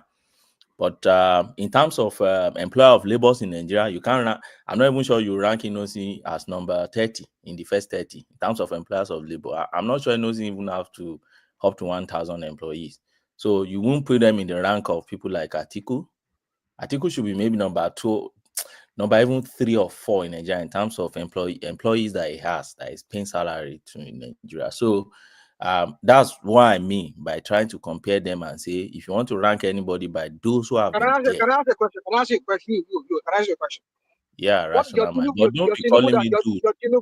I don't like that. Don't be calling No, me but dude. you were interjecting it now when I was talking now. But let me ask you No, this question. calling me dude is what I'm taking obsession. No, not that. You can interject. No, disrupt. Okay, take this along with what you're saying. All right. Tinubu, what has he done? What does he produce? And yet he's the president. Okay, so what has he done? If you want me to Tinubu is not claiming to be if you want me to to between if you even want me to put yeah. So to start with, I was comparing Peter Obi with Atiku, not Tinubu. It's you that is bringing in Tinubu. Now, I know that the obsession with Tinubu is so thick, but there's no problem. Now, if you bring in Tinubu, Tinubu have a lot of establishments that everybody know. They offer service. Tinubu has an hotel. Everybody know. He has a finance company. The Alphabeta. We all know that. He has TVC. We all know that. So Tinubu is not a producer of goods, but Tinubu is involved in economic of TSL. That's TSL logistics. Service They delivery. ship. Yes, that's what it does. So people like Tinubu is veteran in terms of that. And don't forget, when they opened Panama, Tinubu's name wasn't there. Can't remember. But why? Major problem I have with Obi in that regard is you don't talk about production in a country where you pack billions and you go and stock it somewhere. That's just the point I'm trying to make. And if you can't see that point, well, fine. Because people chose to see the point they wish to see these days. So let me leave that space. Because and it will even bother you that you can't even find name of Atiku and all those guys that we all blame. We all come here and be blaming them as corrupt.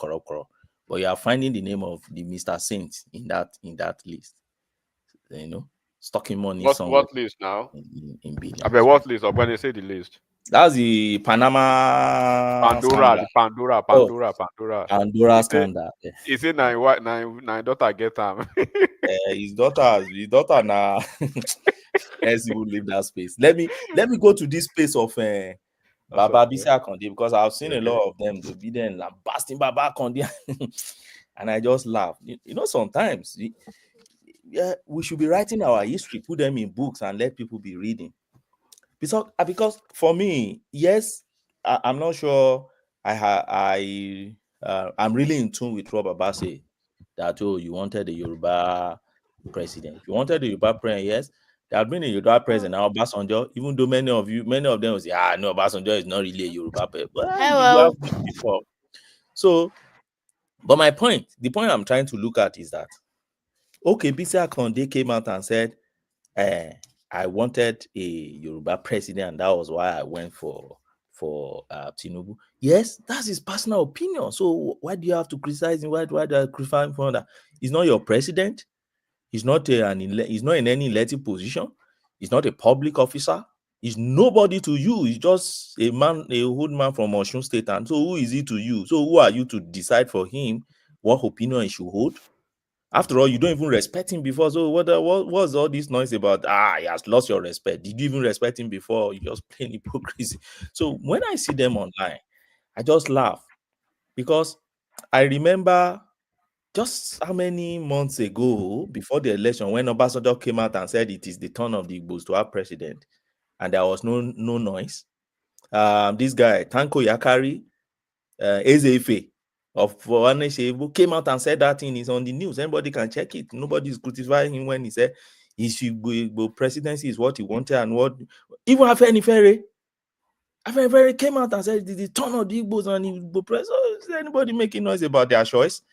So if another man now comes down and says, it's not true now, but when it's not true that nobody doesn't make noise. You people are making noise.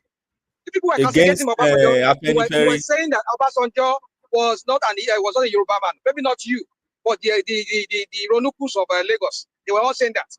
No, you didn't get my point. What are you talking about? My point is that they had their choice, and they told us the reason for their choice. Obasanjo said justice demands that we have Igbo presidency, and he went for one. And nobody is saying, oh, your tribality, you are this. He expressed his opinion, the reason why he wanted his candidate. Tanko Yankasi said the same thing, Igboton. Ezefe said the same thing, Igboton, Mafenifere, and all these guys. So what has changed? Even before the election, this man that's now passed, Ondo State Governor, former Ondo State Governor, late Akeredolu, when he gathered all of them, Okowa, all of them, and they went to Asaba to go and make declaration, they said it's the turn of the southern part of Nigeria. Was that not what they said? Who condemned them? And when the thing got to the south, they even asked them question that, okay, which part of south? They said, let's come here first. And he came here and Akande saying, okay, it's the Yoruba person I wanted. That's my opinion. That's what I wanted. So why are you criticizing Akande as if he owns you any duty to express his opinion? He owns nobody any duty. He's not a public officer. He's not your president. You didn't vote him to office. So he's just one man in Laorogun in Osun State, enjoying his life there after retirement. He was a principal of a school, and then find himself in government from 1999 to 2003 when the Obasanjo and others, they kicked them out from the place, and he left the office. Until today, you can still find his footprint in Osun State.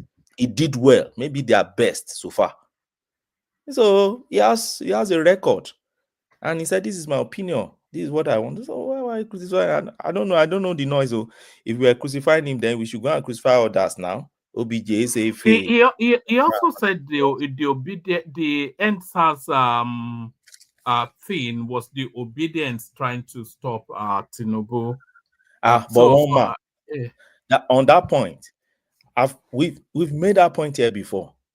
Maybe not called obedience then, but that NSAS group collapsed into obedience space.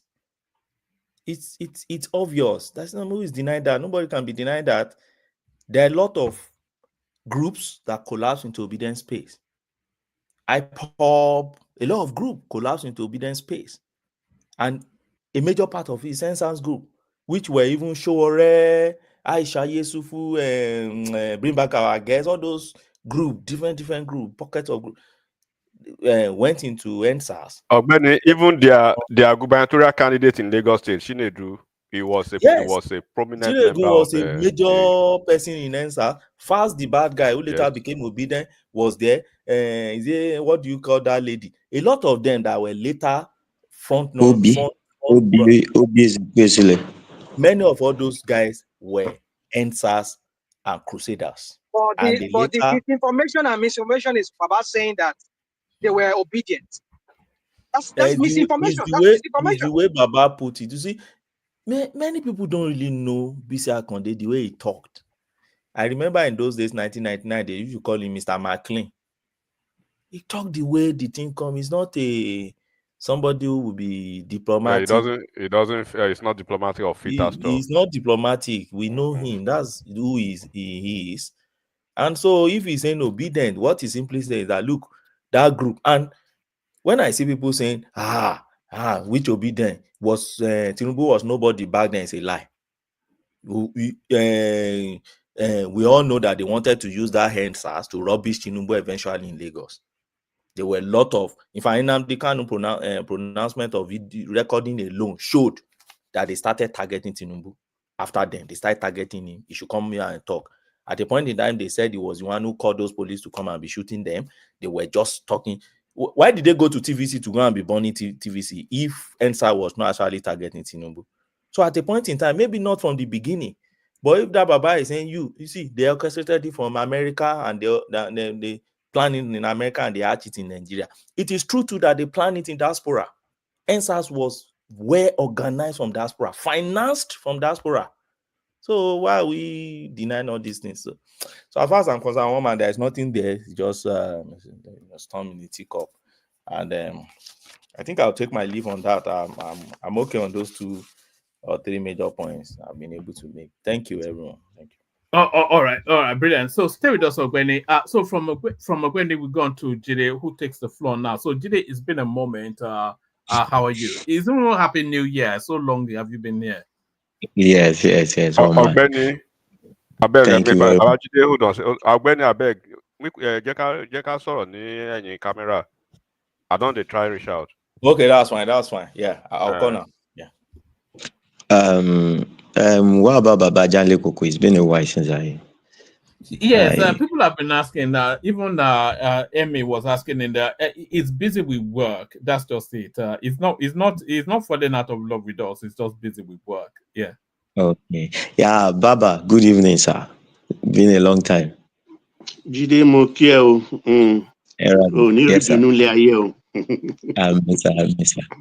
So actually, if I'm going to start today, I wanted to start from somebody was talking the other time, mentioned Wike as a flip-flop, Wike as being a betrayer, Wike trying to cut or curry the attention of Tinubu, Wike this, Wike that.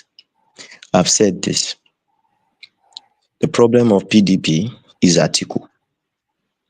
And there was this interview on TVC, I think 2 different interviews, one Mr. Okereke and then one Yoruba guy from PDP came out and said the same thing, that the problem of PDP is Atiku. And they went back as far as 2003, when Atiku, after single term of Obasanjo, decided he was going to flag his own. And that was where it started from. And they started losing members to the other party. He left that same party, joined the other party, formed ACN with the party that he joined. And Tinubu gave him the platform. He failed, came back to PDP, did not observe rules and regulation of the party that says if you have gone and come back, you will have lost all the rights that you have. Well, he used the structure that was on ground and still made himself a presidential candidate. And their complaint was that each time this man loses an election, he goes out to Dubai, keeps quiet for like 2 years, then comes back. There was even one of them said that he came back after 2 years And it was after 2 years I was sending thank you message to those that helped him in the last election. Now he's preparing for a new election. And in the space of those 2 years that he goes, somebody was holding the party together. And there comes Wike. Wike sponsored so many governors. Wike stood as the leader of that party. But because you have this base, you have this northern extraction, you just come back again, seize the whole control. And so what Wike is doing is not wrong. What Wike is doing is not wrong. And as long as Atiku is in that party, they would not form a good opposition against APC. Like Ogbeni said the other time, you can win the battle and not win the war. Tinubu is strategizing to win the war. Atiku is strategizing to win the battle.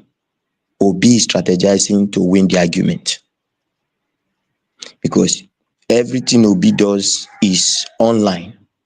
He's not really strategizing as a candidate. He has lost every backing that he has from the party that pushed him out and that gave him the platform. Now, his people will not allow him to be vice to anybody. So therefore, coalition cannot work. It must be presidency. So who's going to come? A strong northern candidate that will be a vice to Obi. Who? Would you ask Kwankwaso to be vice to Obi? Or would El-Rufai agree to be vice to Obi? Atiku cannot be vice again. He has been vice. And this is the dilemma of the opposition. They have boxed themselves into the wrong corner. The only thing that can save the opposition in Nigeria is to ask Atiku to step aside. In that party, the likes of Saraki have presidential ambition. This man is crumbling it. A lot of young politicians have presidential ambition in that party. They would always work against him.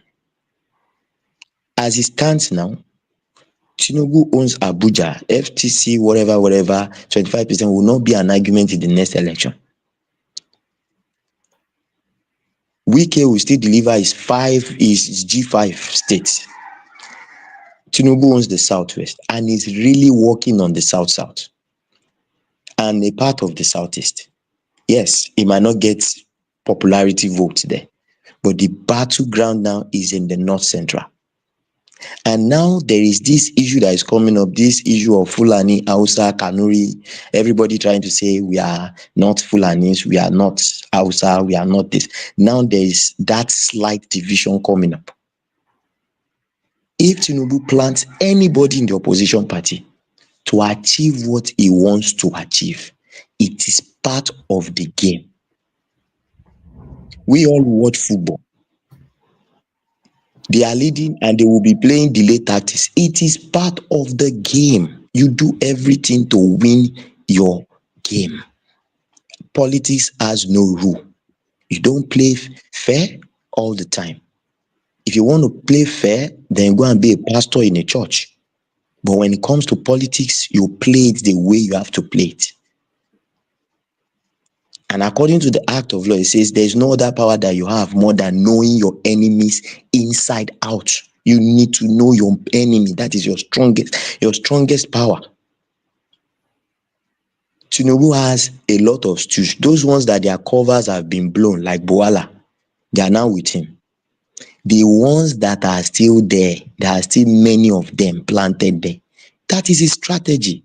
What the opposition should do now is fish out this moles, form a united front and go against them.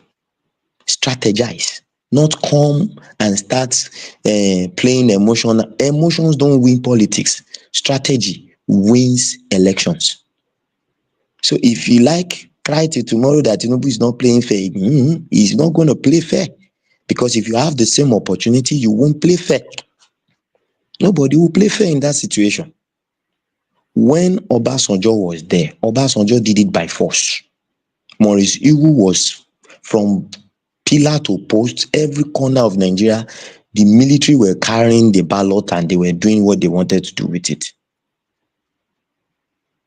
That is his own strategy. Even though it is bad, we all know it is bad, but I prefer Tinubu's strategy to his own strategy. Because Tinubu's strategy is playing fair. He's even playing fair. If they want to counter him, they should also form a good defense against his strategies. They should come together, unite, but they will never unite. Because somebody is so greedy and thinks that if Nigeria presidency does not become its own, then nobody else would have it. The only thing PDP can do now is ask Atiku to step aside. Since it is the southern, the era of the south, pick a very strong southerner. Make a strong northerner his vice against Tinubu. Maybe they will have a chance. But if Atiku still goes on that platform, they would never win election. And this man knows that probably this might be his last election. I don't even know who wants to talk him out of campaigning or going to the ballot. Nobody. So this is the dilemma. So nobody should come here and start blaming Tinubu for. In fact, he is playing very good, but he is even trying. He's not forcing it on them. Maybe he's using strategy. If he had done what Obasanjo did, I know everybody would have said so many things about him. That is one. Now to production. You want to say a governor that is productive. I give you an example. Bago. That is a production governor. He's using his land to his own advantage. He has invested in agriculture. He has done a lot of things. Now he's going into value chain processing. Did Obi, as an example, that we were having the other time, did he do anything like that in a state? None. Even Lagos State that does not have land is partnering with other states like Kebbi that has land and is really producing food for his own people. When we talk about production, people that have the mindset of production. Now, you say he's a banker. You can be a bricklayer if you have your money, be made the chairman of a bank. If he's made the chairman of a bank, does not make him a banker. Does not make him influence some decisions there. The issue is, as a banker, how many things has he influenced? Let's even look at it that way. Okay, innocent. We give him innocent, even though we don't know the truth about innocent. But let's go to his personal life. Everything Obi has, can we point to something concrete that is productive? Can we point to something, point to a factory that he owns that is employing 100 people? 100. And he's talking production to consumption. I still don't know how people believe this man's story. Because if one entoba ma dash of phone you say you will buy clothes for me, I'll first look at you. Are you well dressed? Do you have the capability to buy clothes for me? This man has not proven anything to point towards production. Now, let's talk about what the president is doing. Now, the president is working on revitalizing the aluminum smelting company. They are working on settling the dispute on ownership and the gas issue. That is production. When that company comes on board, that is production. They have started the gas, whatever, the CNG they want to build an energy hub. Yes, energy hub in Kogi State. Kogi State is going to be supplying all the gas for industrialization to the north central. The commissioning was done yesterday. It's private and government, 5 different stations. That is production, diversifying the economy. That is when you see that somebody has brain of producing something. But I look back at the history of Obi in Anambra, I didn't see anything.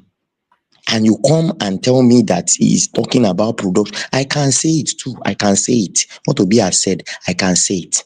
And that's why I said Obi wants to win the argument. He should keep quiet and strategize. Which party is he coming out from? Even his followers don't know as at now. What's going to be the strategy? Even his followers don't know as at now. Who is his deputy? Even the followers don't know that. They cannot even second guess as at now. So what is he saying? What is he doing on X? What is he always doing on X? And I must say that most of his comment on X is even making him lose more followers than gaining more followers. So the opposition are the problem. If we want to say, okay, Tinubu has done badly, the opposition are the problem of this dispensation, because they have not gotten their acts together, they don't know what they are doing, and they don't seem to know what they are doing. And that is, I think that is going to be the biggest problem that they would have. The North is divided now because the North Central is saying we are not North. And Tinubu is playing that politics. He's playing it big time to ensure that 24 states, he gets it. And I think he has his calculation, he has his figures. Let all of them continue to jump up and down on X and on TV instead of strategizing. Then that election comes, then you now say they should give you back your mandate. He doesn't have party now. In the last election when he had party, there were polling booths where there was no agent. He's not working on that now. I expect him to have a concrete party, have a concrete base, start strategizing on all those things he failed on in the last election. But from what I see in his movement, in his actions, this man has not learned from his past. And he only thinks that sentiment and emotion will get him there. No. It is strategy. It is hard work that gets you to that place. I don't mind if he gets there, but I know he can't get there. And I know that he doesn't have the capability to even get there, because mentally he doesn't look like somebody that has that mental power to be able to even defeat Tinubu. If it's even Obi versus Atiku, Obi can never defeat Atiku. Obi versus El-Rufai, Obi will not defeat El-Rufai. All right, start to bring it over today. So, on the final note, Tinubu might play his politics whatever way he plays it. It is a chess game. Sometimes you deceive your opponent, you act like you're weak, and you strike. My opponent does not have the right to tell me, but you acted like you are weak. That is my strategy. So anybody complaining that Tinubu's strategy is one-party system, they have done it before. They used the crude way to do it. They forced people to convert to PDP. At a point, they gave Obasanjo the mandate that if the whole of Southwest was not PDP, he would not get the re-election for a second term. And he did it, removed the likes of Akonde and all of them as governors in the South. Only Tinubu remained. So if they are playing the same game for them in a different way, nobody should shout. They should go and work on their own homework and fix their house, put their house in order, and stop making noise on the internet. Thank you. All right, brilliant, excellent. So you cannot see them why Jide was missed so much. So fantastic, so impressed. Even Kulata is throwing money at him. I hope that's not abuse of the dollar. That's against the law now. But thank you, Jide. So from Jide we go on to Pansat, and as we go on to Pansat, I'll ease myself out. Hand over to Choma. The super chatters. Ola kicked it off. Ayo picked it up. And then that's Ayo right there, of course, Ayo. That's Kulata right there, and that's Kulata, and that's Kulata again. I wonder if Ayo doesn't super chat, if we ever get super chats. It's the only one that's consistently super chats to the stream. The Kulata with some consistency too. Other people joining that super chat space. Join the screen as well. Come keep Choma company. I'll hand over to Choma. Choma Pansat goes next. Baba is there. Ola still not spoken. I'm not sure if he's ready for us or not. So plenty of conversation, but try and hold it steady, you know. And please don't let Pansat insult Baba or anybody else. Thank you, everyone. See you tomorrow. Over to you, Choma. You did great submission. You did well. Make her go. I beg. Shoma, good night to I hail everybody. We go catch later. Good night. Good night. Before we start, thank you guys for joining us here. I know Mr. Pansat, you're next. So we've been having a good evening and a good everyone's been given their own submission. There's no buzzballs, and we're not gonna have any buzzballs.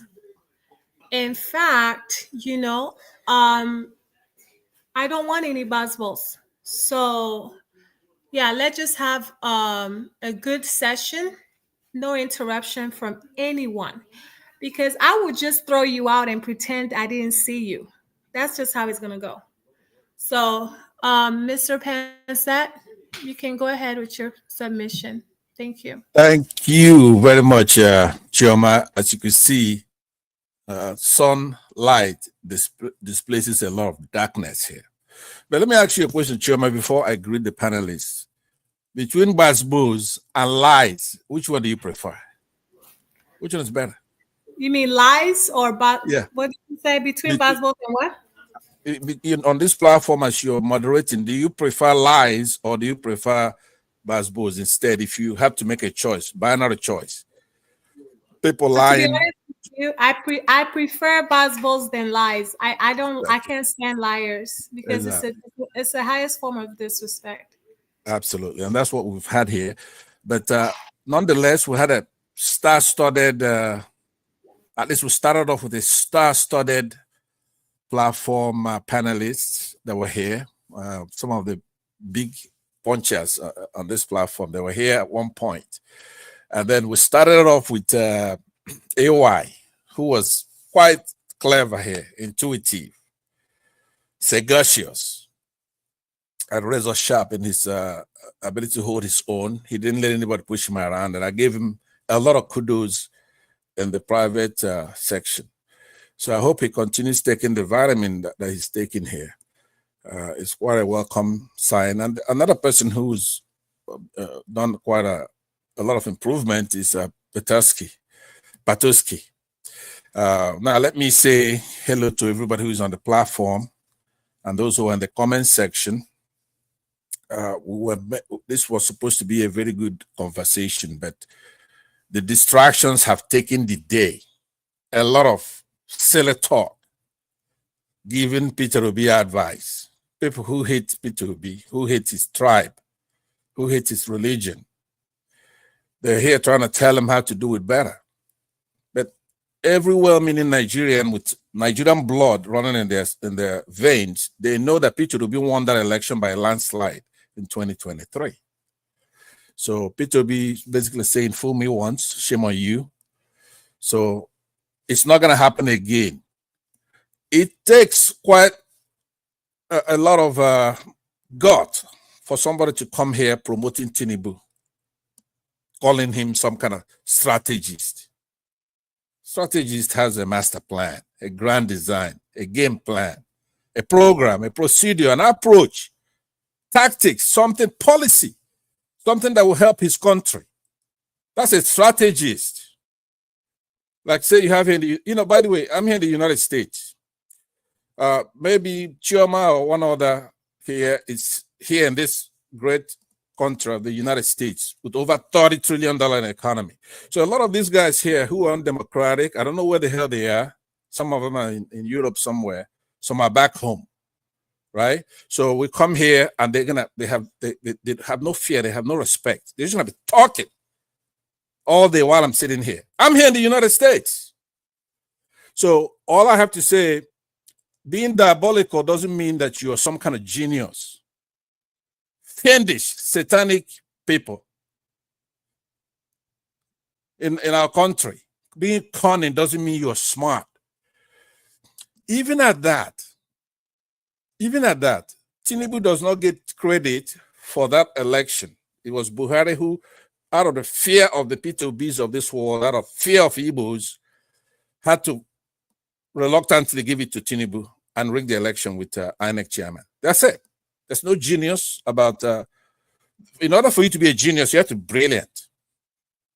You have to be some kind of great intellect, have great abilities, brains, erudition, wisdom, sagacity, talent, some kind of gift. If he had those things, our inflation will be in single digits. People are starving in our country, and you're here. You know, these people here, people especially from the Southwest, you have no shame whatsoever. You're gonna come here instead of hiding your face in shame for what you put up. Your tribalism brought some kind of imbecile to be our president. You have the right to come here talking about people who are humble, talking about Southeasterners, talking about Southerners, talking about even the Northerners in this case. Propping up some goon that we don't know where he come from. Every time Peter Obi becomes a humble man, are you averse to Africans producing people like Peter Obi? Smart, with empathy. And just because you have no shame, you come here contradicting one point over another, contravention after contravention, being defiant. There's no congruity in what any of these people from the Southwest have to say, especially on this platform. They don't step out to other platforms. They just want to be in here perpetuating rubbish. I was here, I was in the backstage, even though what happens in backstage stays in backstage. I was talking to when I said, let's not take this debate to the front. You're saying that Peter Obi is not into production, but he facilitated the biggest manufacturer in Africa because he's a Southeastern. He's assembling stuff. Let's what argument are people making? Oh, by the way, let me not forget there's one guy that's left here that I hoped to talk to. He's from the north, and he enjoys coming here. And then one man is gonna put him up there. You mean Hassan? Hassan. Yes. So there's something he's enjoying. It's called the soft bigotry of low expectation. It's me who's gonna knock him now that actually cares. Somebody who says, "Oh, you're from the north, we don't get to hear from you, so go ahead and talk all the nonsense you want." And he's choosing between Kwankwaso and another northerner. He is oblivious to what happens in the South or the Southwest or the South. And he's just put on a pedestal. Now, I have sympathy for those who are in Nigeria who haven't stepped out. Because, when I left Nigeria, I was the sharpest tool in the chess box, right? I was a sharp guy. When I entered the Lufthansa airline, go to Germany first if I came to the United States. But when you get here, that's where you get to find out that the sharpest guy, including the governors, when you get here in the United States, a bomb has more style and more class than you do. You don't know your ass from your mouth. You have no manners. You don't know anything. So in order for people like Obeni here to be here talking to me, they actually need to get this platform to talk to me. If we did it right here in the United States, it's not. I remember when I go home to Nigeria, people like Obeni and all these people here, I would tell them, get on your knees, and they would do it because I'm from the United States. Now, social media has made it to where anybody could come here insulting some of our great hopes that we have in the country. Somebody like Peter Obi is the best Africa has to offer. Whether you like it or not, that's just the way it is. You're going to come here spinning things on the head, lying after one point after another, trying to put up Northerners above all the rest of the country. Even one of the most, well, let me not go negative on this because I really want to be hard here. We cannot have somebody like Hassan put on a pedestal where he should hide his face in shame for what the Northerners are doing to the country. Could he name one person that he's proud of from the north. Not one. So, I have to tell you something. My preferred way of doing things, if I ever to come home there, is to go to the northerners and say, you know what, take the Yorubas and we're gonna take the rest. We Southeasterners, just take these Yorubas. They're more in tune with your culture. Just take them. We'll make a deal, and that's the way it's gonna be, because it could take them and we could take the rest of the other ones. So it may have to come to that, because the nonsense is too much. You come here insulting Peter Obi every minute. Somebody who helped build the biggest manufacturing factory in the country, where all the entrepreneur has to bring is the land and the labor. The capital, he funded it. The funny thing is that they know about this. It's not like they're ignorant of this. They know. Talking about strategy, this. We're democracy. Aside from Chioma here, maybe, everybody else, none of them is living in a democracy before. The people have the power to choose their leaders and make decisions about public policy. It's not about somebody being cunning, and because it takes a lot to provoke a nation into war, which should be the solution to all this nonsense. It's war. How long would it take the Southeastern to take the rest of that country? You think it's going to be up to a month? So Mr. Passat, we're not going to talk about division, but continue. Yeah, I understand, but it's quite irritating what's going on here before I get on here to talk. I know, I was irritated too. You know, I'm on your side, so. I mean, any fair person will be on my side. I'm on the side of truth. So now, to wrap up what was said here, Hassan has no point whatsoever. He is myopic, choosing between a northern, central, north, and far north. But nothing Tinubu is done brings that about. That's been his position all along. He's going to choose Atiku over Kwankwaso because Atiku is a Fulani guy. That's it. It has nothing to do with what Tinubu is doing. But all those are small talk for right now on this platform. But I was particularly irritated by the contraventions in Enigmatic's presentation. But I will also abandon that because he's not even flying his usual moniker here. But AY, I give you kudos again. You were able to eviscerate, disembowel all of them on this platform, in that I'm actually redundant at this point. So, Chioma, let me use the rest of my time for question and answer. If anybody has a question, including you, then let me go ahead and take that up.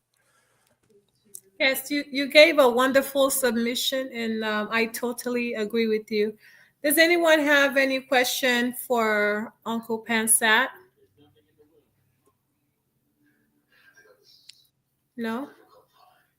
Okay. So do you have anything you want to say about Afe Babalola and the, what do you call it? To me. Because you weren't here when we were talking about it, and I was thinking about you. I'm like, man, Uncle Pansat is missing out, bro. No, you know, the thing is that I like the way Mr. Babalola, he went ahead and invited the Oni of Ife, and they tried to chicken out from that fight because they know that the referral to me was going to expose the rot in that judicial system. It's not Afe Babalola is the small potato in what the referral to me is trying to do. He's a human rights activist who knows that our judiciary has been bribed and captured, and that's where it is at. So, as I said yesterday, he's got the rabbit's got the gun now, so we're going to see what he does. I have a lot of respect for Dele Farrow to me. He's one of the best. But if you look at people from the Southwest, all the good people, they want to discard, right? The best president the Southwesterners has produced is Obasanjo. To them, he's an Igbo man. Now, the next politician there will be somebody like the former vice president. And Sheyi Makinde, too. Sheyi Makinde, no, he doesn't come into my. It doesn't come into my radar. I'm talking about former vice president under Buhari. That's Osinbajo. Osembajo, exactly, right? Me? To them, it's nothing, right? Somebody like Showere claims to be from the Southwest. They're going to jettison him. Anybody, even on this platform, you have Ajan Lekoko comes here and is making some calls. Sometimes he's fair. Most times he's not, but sometimes he is. And they hate him for that. Or somebody like Rational Mind, right? So every person who's carrying the torch of truth with them, they cast him aside. They say that Obasanjo is an Igbo man. Well, if you mean what being an Igbo is telling the truth, fine, we'll welcome all those people into our camp. But I'm not gonna be taking it easy on these people, even though I've been advised not to really get down in the mud with all this little nonsense. It doesn't mean anything. The country is moving forward. The coalitions are gonna form. When the time comes, we're gonna take our country back. I'm willing to bet anybody here $1,000 or whatever, however much they can afford, that Tinubu, not only is he not going to be the president, he might not finish this term because he is aloof and a big joke. To have Oweni and Baba and all these people come here and insulting our intelligence only because we're obeying the Constitution. Somebody rigged himself in there. We just have to wait it out for 4 years. Because market women, even in the Southwest, are ready to stone that son of a gun. All right, he's ruining our country. Inflation is over 30, maybe 40%. That's what they accept. But it's obviously higher than that. Exchange rate is 1 to 1,500 or more. And he doesn't make himself available to the press. It's dark. So it's insulting our intelligence. And so I shouldn't get upset because now, during this particular episode, I come to realize that all these people live in all kinds of places, maybe a monarchy, or they're back home. They don't know anything. They don't know anything. So it's ignorance. And I am quick to forgive ignorance. What I don't like is somebody you know better, and then you're trying to lie and try to play on our intelligence. So I'll leave it at that. Chioma, thank you very much. I hope the rest of your session goes very well here. I hope so too. You bet. Anytime. Here. You're doing Thank very you well. so How's much. my baby, Dupsy? Say hello to her. Oh, she's doing great. She always asks about you. Every time she sees a random name, like Olumakinde, she's like, "Is that Pastor?" So that's funny. Yeah. Pastor, you need to stop using fake names now. I'm not. Wait, so those people are not you? No, it's not me. One man thinks that.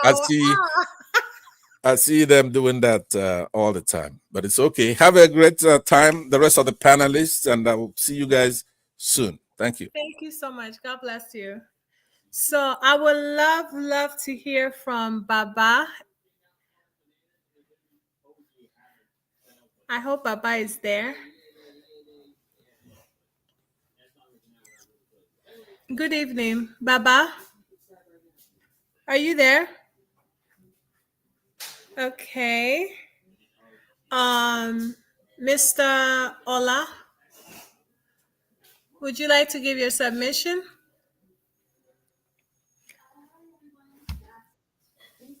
Okay. Obeni, do you have any response on what Pansat said, or even AY? Are you there? Are you guys there? Everyone's mic is on mute.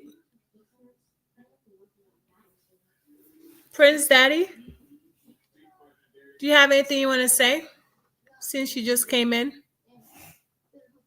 Not yet. I just came in, so not Okay. sure what is going on. Yeah. So I don't know why all these guys, they're on this during the studio, but they're all on mute. Even Baba. Baba, are you there? So if anyone doesn't have anything to say, then I guess we'll be calling it a night. What do you guys think? All right. So thank you guys for watching. It was a very nice session. Everyone ran away from Uncle Passat. So we had a good session. Thank you for watching. See you guys tomorrow. Ta-ta.